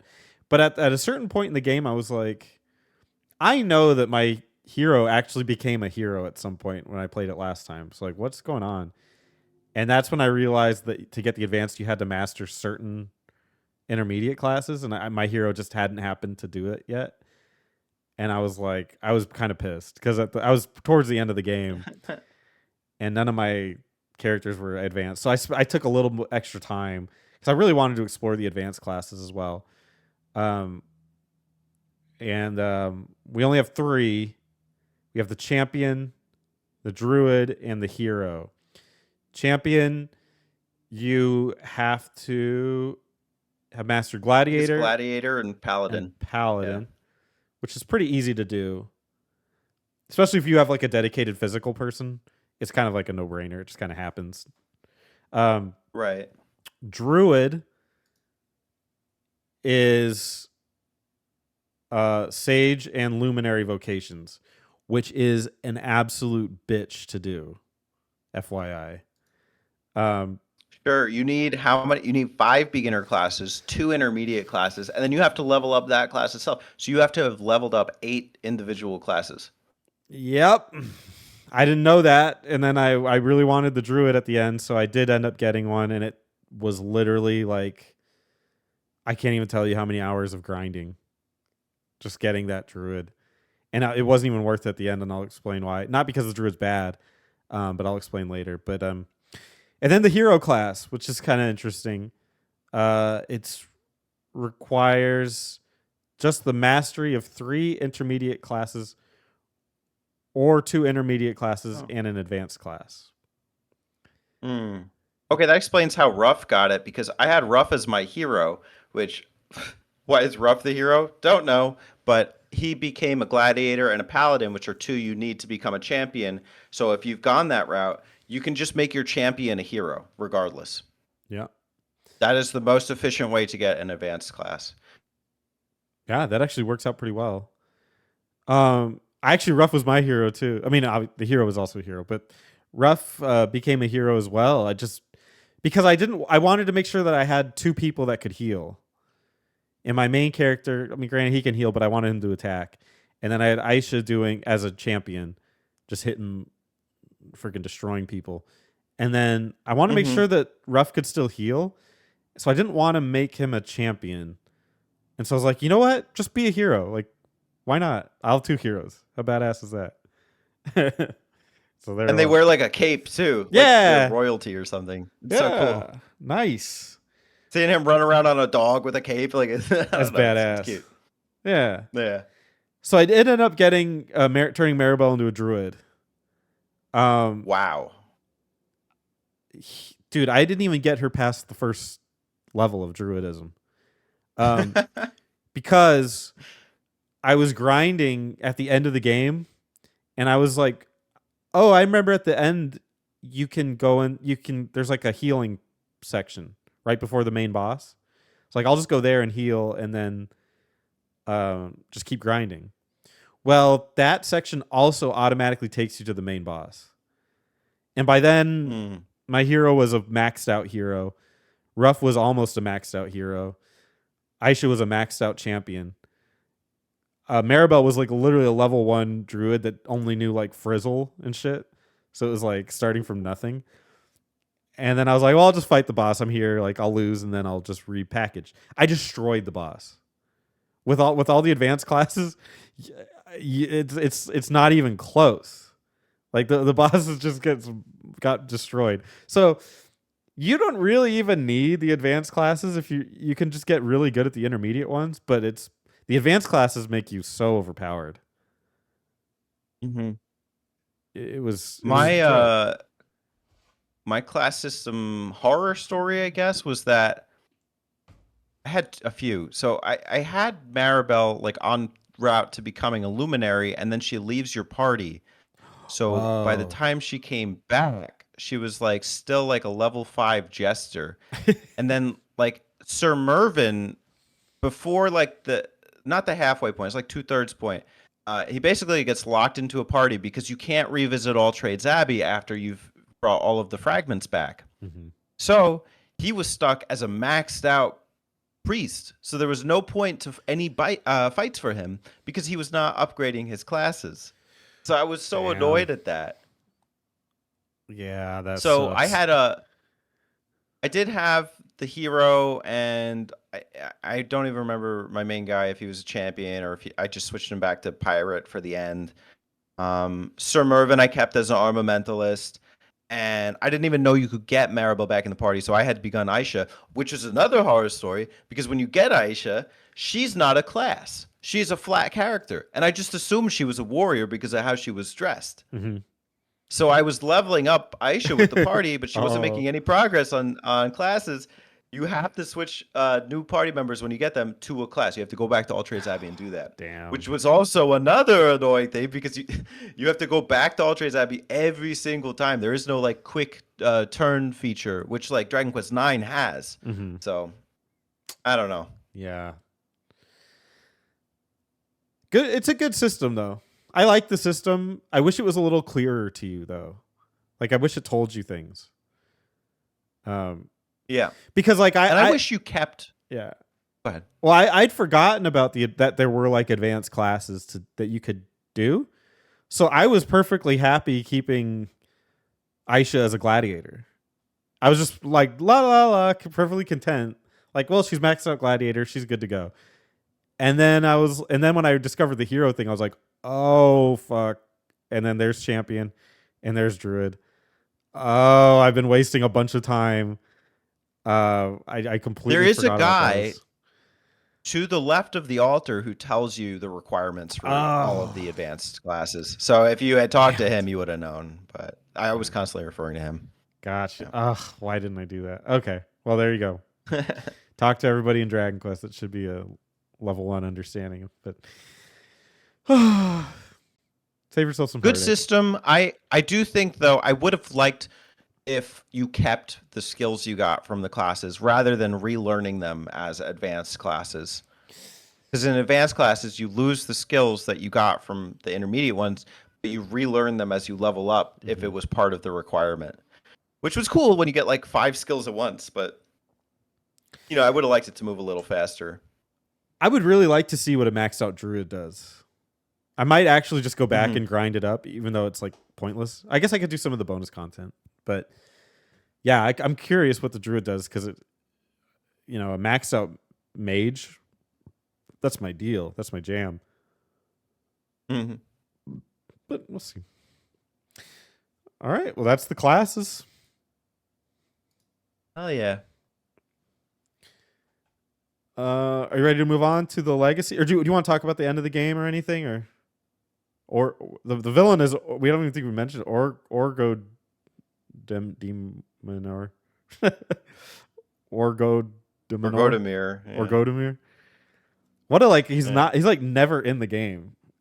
His just presence is just so difficult to feel. Well, no, he's there twice. Because you fight him initially, and then he's like, "Ha ha ha! I'll see you again." And then yeah, he is referenced a lot in books. I think the existence of Sir Mervyn is pretty interesting. Hmm. Like he is the legendary hero, but he's this old guy. That was another really cool fable because that one guy is like obsessed with is the richest guy in the mansion, and he's obsessed with bringing back the legendary hero. Or like when you convince him that you can do that, he thinks he's gonna be this good looking buff dude, and he's like, "What the fuck?" He's like an old man, like so. That was pretty funny. And then Sir Mervyn, you only have his memory that he was frozen in time by the Almighty. Um, and so there's always this confusion and his just understanding about like why was he brought back or why was he frozen. So yeah, I mean, I like that. I thought it was cool. And then I guess there are multiple end bosses. I don't know. Maybe we'll get into that. um, let me take a look.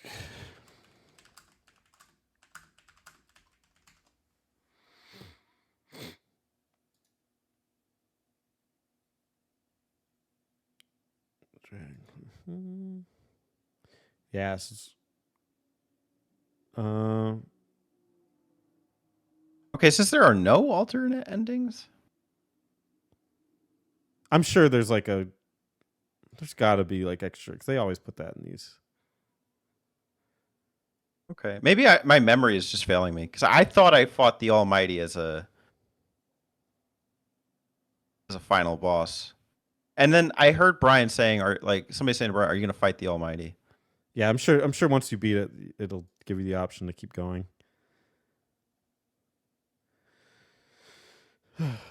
Maybe I'll go take down the Almighty with my level 8 druid. Yeah. You ready to move on to Plan. the legacy? Yes. Oh, okay. Legacy is kind of weird because I don't know. I personally feel like this is kind of the end, at least for a while. I mean, they could port it, but we can still talk about it. The remake was huge. It's obviously the way that we played it first. I mean, I did play the PS1 version for like 15 minutes, and then just like this is old looking. Dude, I had the opportunity to buy it in Massachusetts at a game shop for tax-free weekend, and I asked how much it was, and they said $70, and I said no. Oh yeah, I said, "Will you do 60?" And they were like, "No." So I was like, "I'm good." No, not because to me it's like, would I really play it? right. No, not anytime soon. So I'm good with the 3DS version. Yeah. I guess do you want to maybe we explain the differences between the 3DS remake and the original? As best we can.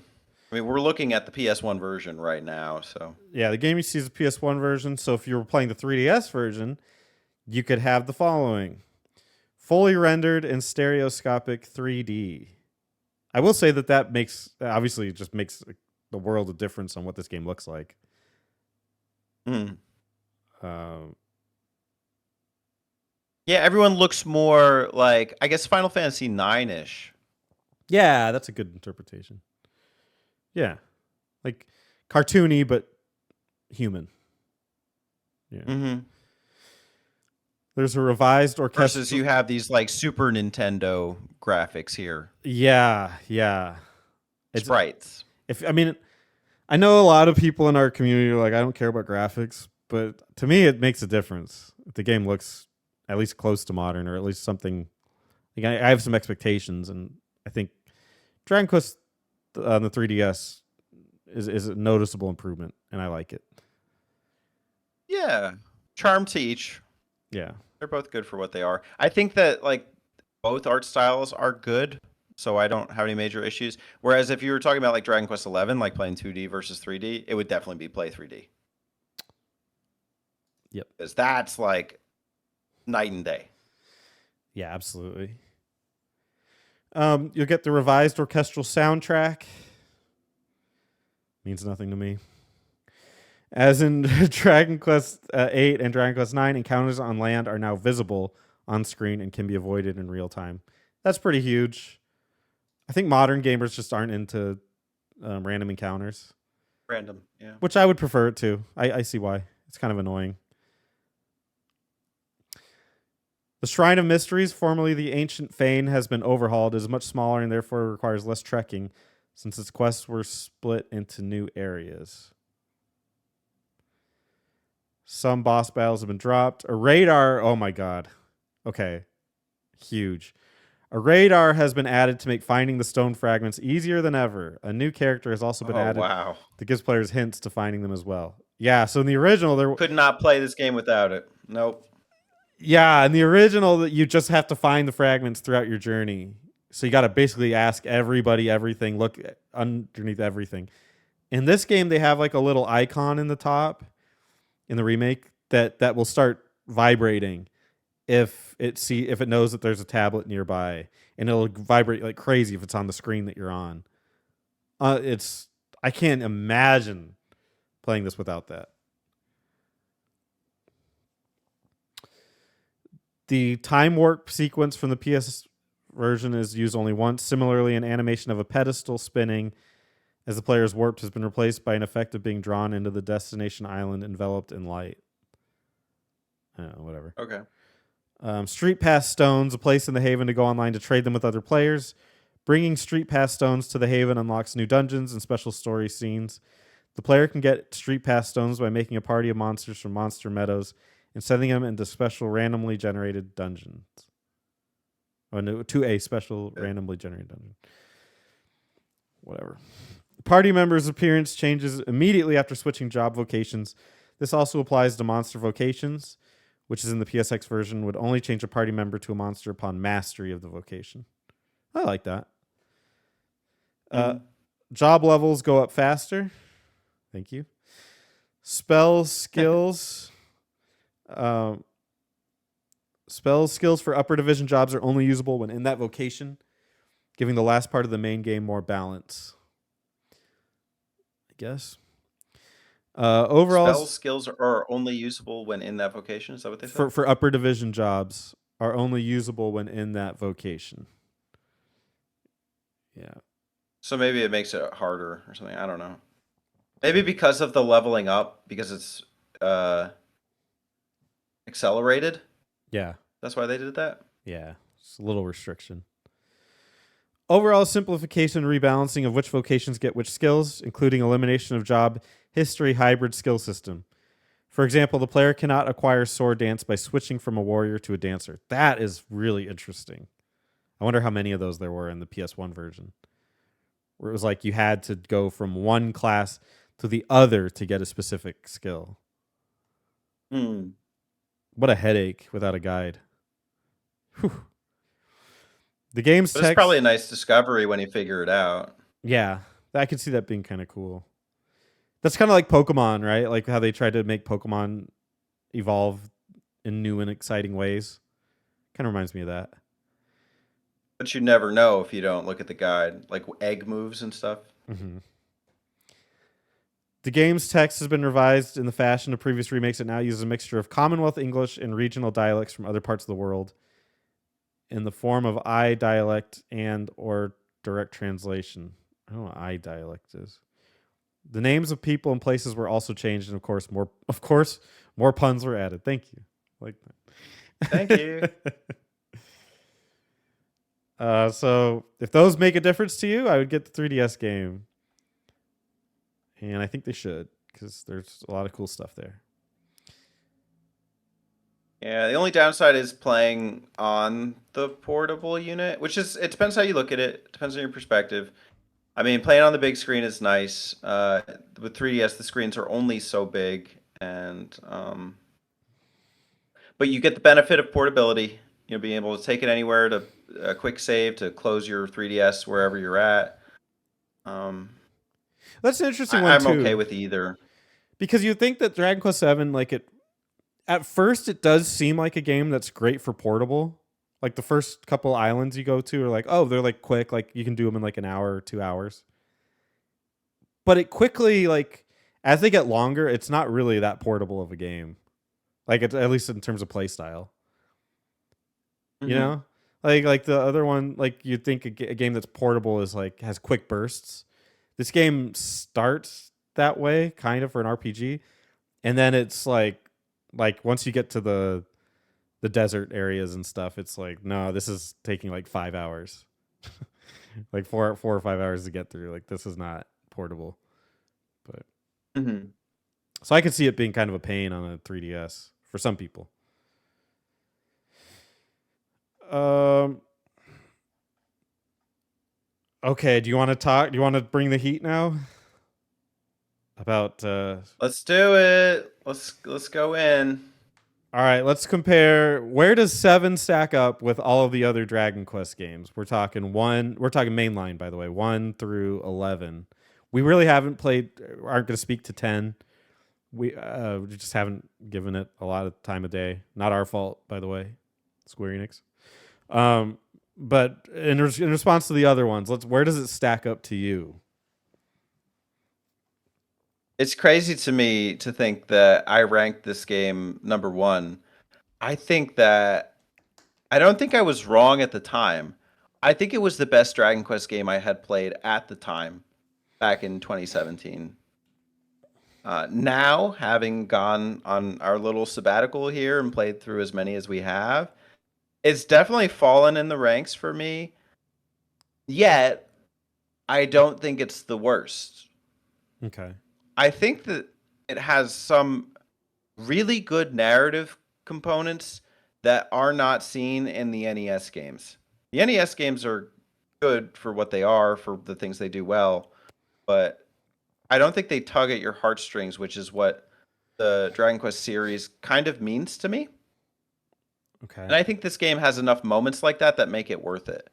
Now, does it do it better than 5? I don't think so. Does it do it better than 4 even? I would argue it does. Does it do that better than 6? Absolutely, to me. Now, 6 is, you could argue it's better on a gameplay perspective. Different conversation. Is it better than 8 and 11? No, not a chance. Is it better than 9? Yeah, I think so. So to me, I actually still have this in my top 5, even 3 somewhere. Mm-hmm. I don't know that because I think it still is maybe top 4 because I might put Dragon Quest 5 above it, but I still think fundamentally it is a good Dragon Quest game. Yeah.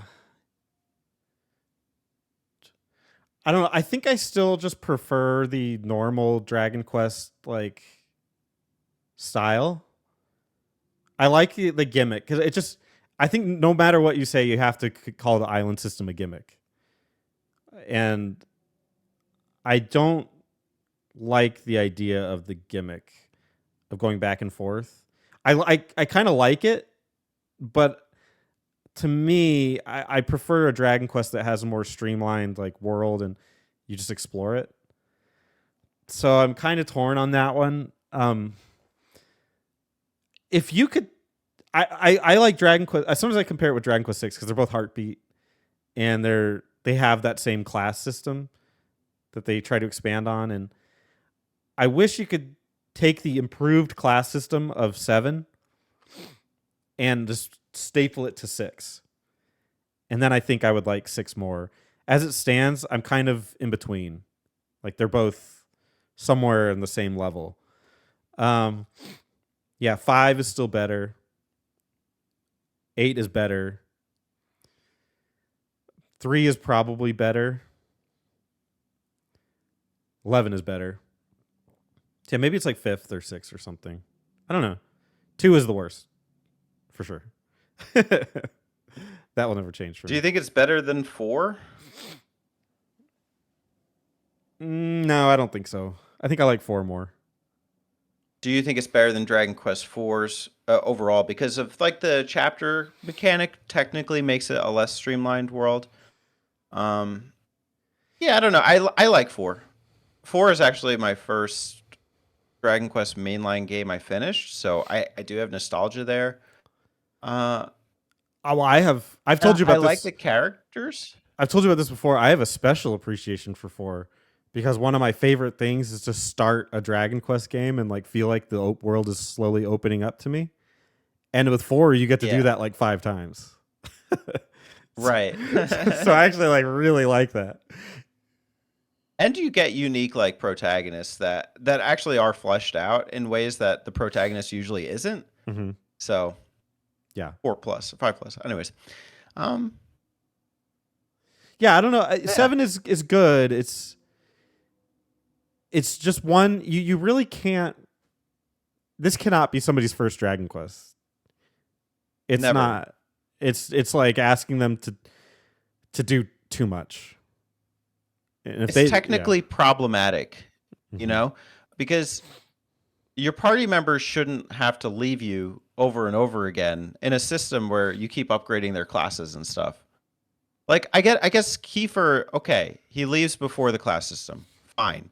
Maribel and Aisha and Sir Mervyn all leave you at different parts of the story in a game where your progression is based in the leveling them up. So that's a problem. The going back and forth, the backtracking, incessant backtracking in an RPG. Get it in like a platformer game where it's like there are unexplored things, but in an RPG, seeing the same place over and over, it's questionable. Yeah. Um, It's it Still, I yeah. think that I would not say the positives outweigh the negatives here, but I do think they are really strong positives Mm-hmm. that are emblematic for the series. Dragon Quest IV has um, has some of those positives. Um, I just don't know for me if it's as heartfelt. Yeah, to me, Dragon Quest Seven is a fan kind of game. Like not Sure, to say it was made by fans, but just say that it's like you'll like for Dragon the Quest fans. Seven. Yes, if you really like Dragon Quest, you'll really like Dragon Quest Seven. You'll find something to really like here, because it's asking you to really appreciate the world it built and to master the mechanics of Dragon Quest. Maybe more so than most games in the series had or even have ever. Because again, like you said, you're hopefully you like this level because you're gonna be coming back to it at least 3 times in a you know 70+ hour game. The PS1 version's over 100 hours, so you better really like it. And if asking like a person that doesn't know Dragon Quest that much, it's that's just not gonna work. Like they don't have that Hmm. appreciation for it. I don't think it's just too much. So this to me is like if you really like Dragon Quest, try this one. If you don't know or if Hmm. you didn't really like one of them, and this isn't it. This is definitely don't do this one. Yeah, even on the same system, you could play 8. On the Perfect. 3DS. Yeah. Yeah. Yep, play that. Absolutely. But if you're not into Dragon Quest or if you never got into it, um, I don't think this is a bad game. I think this is a really good game. And Mhm. it's hard to say that because there are so many times where I wanted to put it down and I wanted to call it quits, but um, I think if you could suck up the punches, because you're gonna take a few playing this game. There is some gold to be found Yes, the game will reward you. It's just takes patience. and appreciation. Yes. I do have another ranking question for you. Hmm. How would you rank Dragon Quest VII's class system compared to the other Dragon Quest games with class systems? So that's 3, 6, 7, and 9. Well, and 10, but we're not talking about 10, right? Drop 10. Doesn't Drop 10. count. 10's at the bottom. It's the best. It's the best. Um, I don't. I, I spoke about nines. I don't really care for it. I like certain concepts of it, but I think eight just does it better. With this character is going to be these because it's more just thematic with them. Whereas nine's like I like that system. Let's use it for a more broad class system, and I just don't think it connected with me as much. So it leaves me with the 3, 6, and 7. And I mean, they're really just continuations of themselves. So 7 is the penultimate one for me. So this is the one. This is the class system for me. I like it. Threes is the most basic Hmm. because you have the basic classes and the sage. Is Yeah. it? But then Sage, you had to have like the book Right. or So master the Jester one. I think I don't know. It was check that one for that. level 20 with a jester. Right. Yeah. So that one, there's really not a lot of room for growth in that. So that's maybe at my bottom. Uh, I don't remember sixes very well, but I remember it being good. Can you explain like what sixes was like again? Sixes was basically sevens, but without the advanced classes. I think they may have had the hero class, but that's the only one. And then so if you just tack on and then I think less amounts, but similar. It was close, but they may have added a few for 7. But if you just add basically if you add the advanced classes, it's the same one. I can't remember it, but I remember liking it a lot. I found it very accessible. Hmm. So, but I'll hold it off for now. I'll just say 6 and 7 are about equal. I really do like the individual classes in 7. Oh, you know what? I thought I had an armamentalist in 6. Maybe I'm mistaken it though. Maybe it was 9. But I think that the skills you get are good and it's really rewarding once you hit intermediate classes. I just think that too much of the game is backtracking to All Trades Abbey to go and change classes, and there are a couple points where you get locked out of it, Hmm. which I don't love. And I don't love how I can get skills in, like, let's say the pirate class, but they won't carry over to any advanced classes except maybe like champion or something. I'm not sure. Um, or hero, it sounds Yeah, it like. would help you get the hero. So, and you would have to level the hero up all the way to get him back. So I don't love the idea of remembering skills in advanced classes. So it actually leaves 9 for me at the top because you have an item that lets you call on whatever the All Trades Abbey is in that game, Mhm. if it is All Trades Abbey, at any time. So you could do it right from the battlefield. And I Yes. just found it really accessible. And skill points, I think is what you're using. Yeah. So I had a great time with Nine's class system. Yeah. Um, that skill to be able to call the All Trades Abbey to do it. Good lord! I just remember being in this game, like being halfway through a dungeon and maxing out a class, and I was like, Hmm. oh, just like my heart. Do I Just go on? yeah, just saying like none of the fights will matter for this character anymore. I'm like, ah. Oh, well, none of the fights will matter. Or I could go all the way back to All Trades Abbey, change the class, and then have a useless character for the rest of the dungeon. Like, do I want to do that? That was like a strategic element of the game that I didn't like. You know, it's like there's strategy to it, and it's like bullshit strategy. Where you're like, I hate that I have to even make this decision because it just makes your characters feel useless. Yeah, I had a problem with that. I Mm. don't think Nines is perfect because it sounded like certain when you put the skill points into certain things, it would not always transfer between the classes, but sometimes it would. Like if you had two sword wielding classes, or the extra class like skill set at the end of every class Mm-hmm. would carry over to any class, Yeah, so you could really get some good builds out of that. But the point is for nine, it's like it's kind of an easier game. So is it really necessary? Not for yeah, the core game, which is what I see the game as. I know they always try and frame it as this multiplayer thing, but I mean, I we dabbled with it, but that was the gimmick to us. yeah. So that's the sad truth about nine. Ooh, there's a good one. I see the thumbnail already. Um, yeah, nines.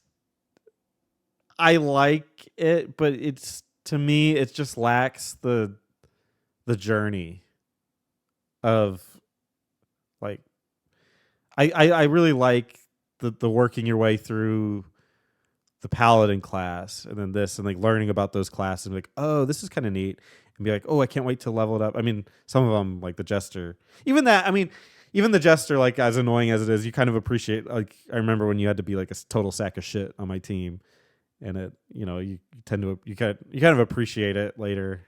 Like thank God you're not that anymore. Whereas the class system in nine, I just was not as much as you can pull from the other ones. It still felt like when you were a sage, like that was just what you were.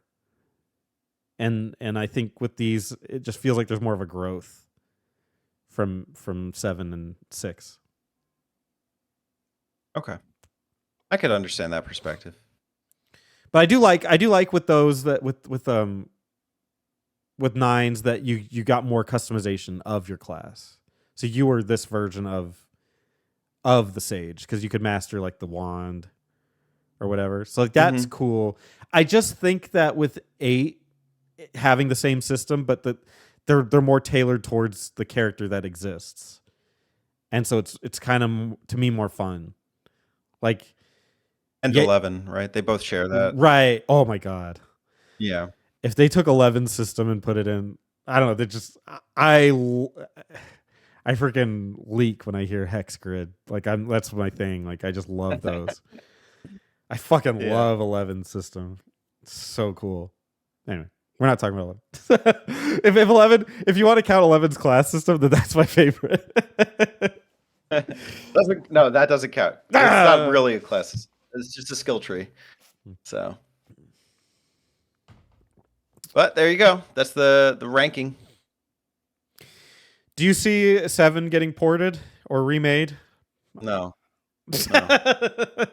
I could foresee a port of it to the Switch. Would I get it? Probably not.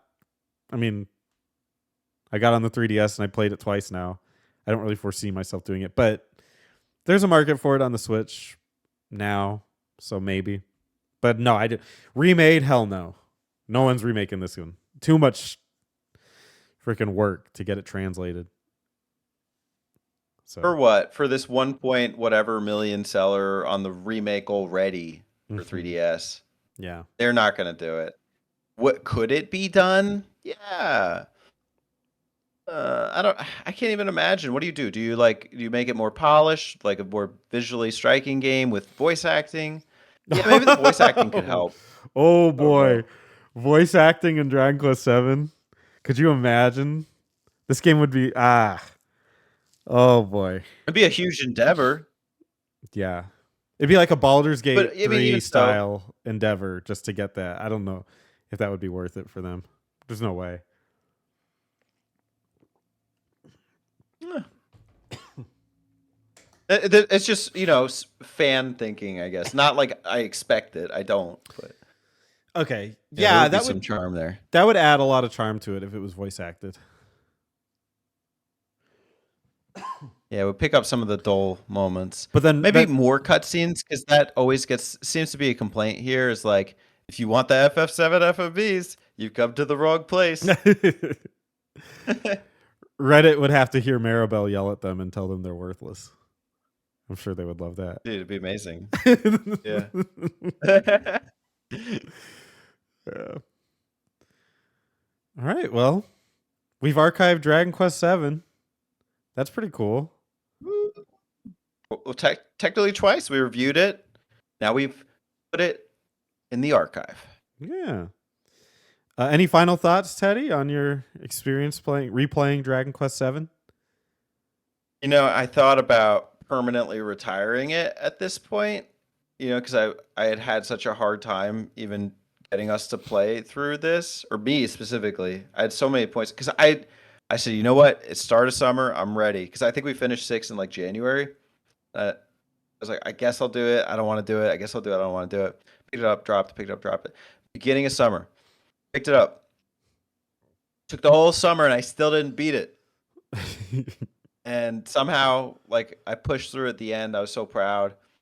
But in reflecting on it, I don't think I really feel that bad about this game. I think I could replay it and find enjoyment again. Soon? No. Give it another 7 years. But I had a good time playing it twice. So I don't hate this game. I don't think it deserves the hate. Yeah. That's such a good way to put it, is that like when you're playing it, it feels like a chore. But when you look back at your experience with it, it's kind of more positive than you remember. It leaves like a good impression on you. It's hard to explain, and I don't know if that's a good thing or a bad thing, but it's like I don't know. I almost said like a steak, but a steak tastes good. But it's like a very fine wine or something. I don't know. Hard to Those who explain. get it, get it. Yeah. Yeah, but it's not for everybody for sure. Yeah. Interesting. Well, make sure you check out Teddy's channel, Majority. Check us out on Button Mappers. We do content every Monday. I should probably upload that. Anyway, that's another story. I guess we could thank you so much for joining me, Teddy.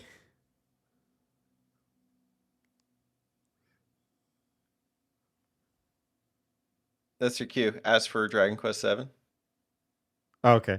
As for sorry, I can't see anything because I do the thing. Anyway, as far as Dragon Quest VII is considered, we can consider it. We can consider Dragon. I'm so fucked. Anyway, we can consider Dragon Quest VII officially archived. Thanks for watching.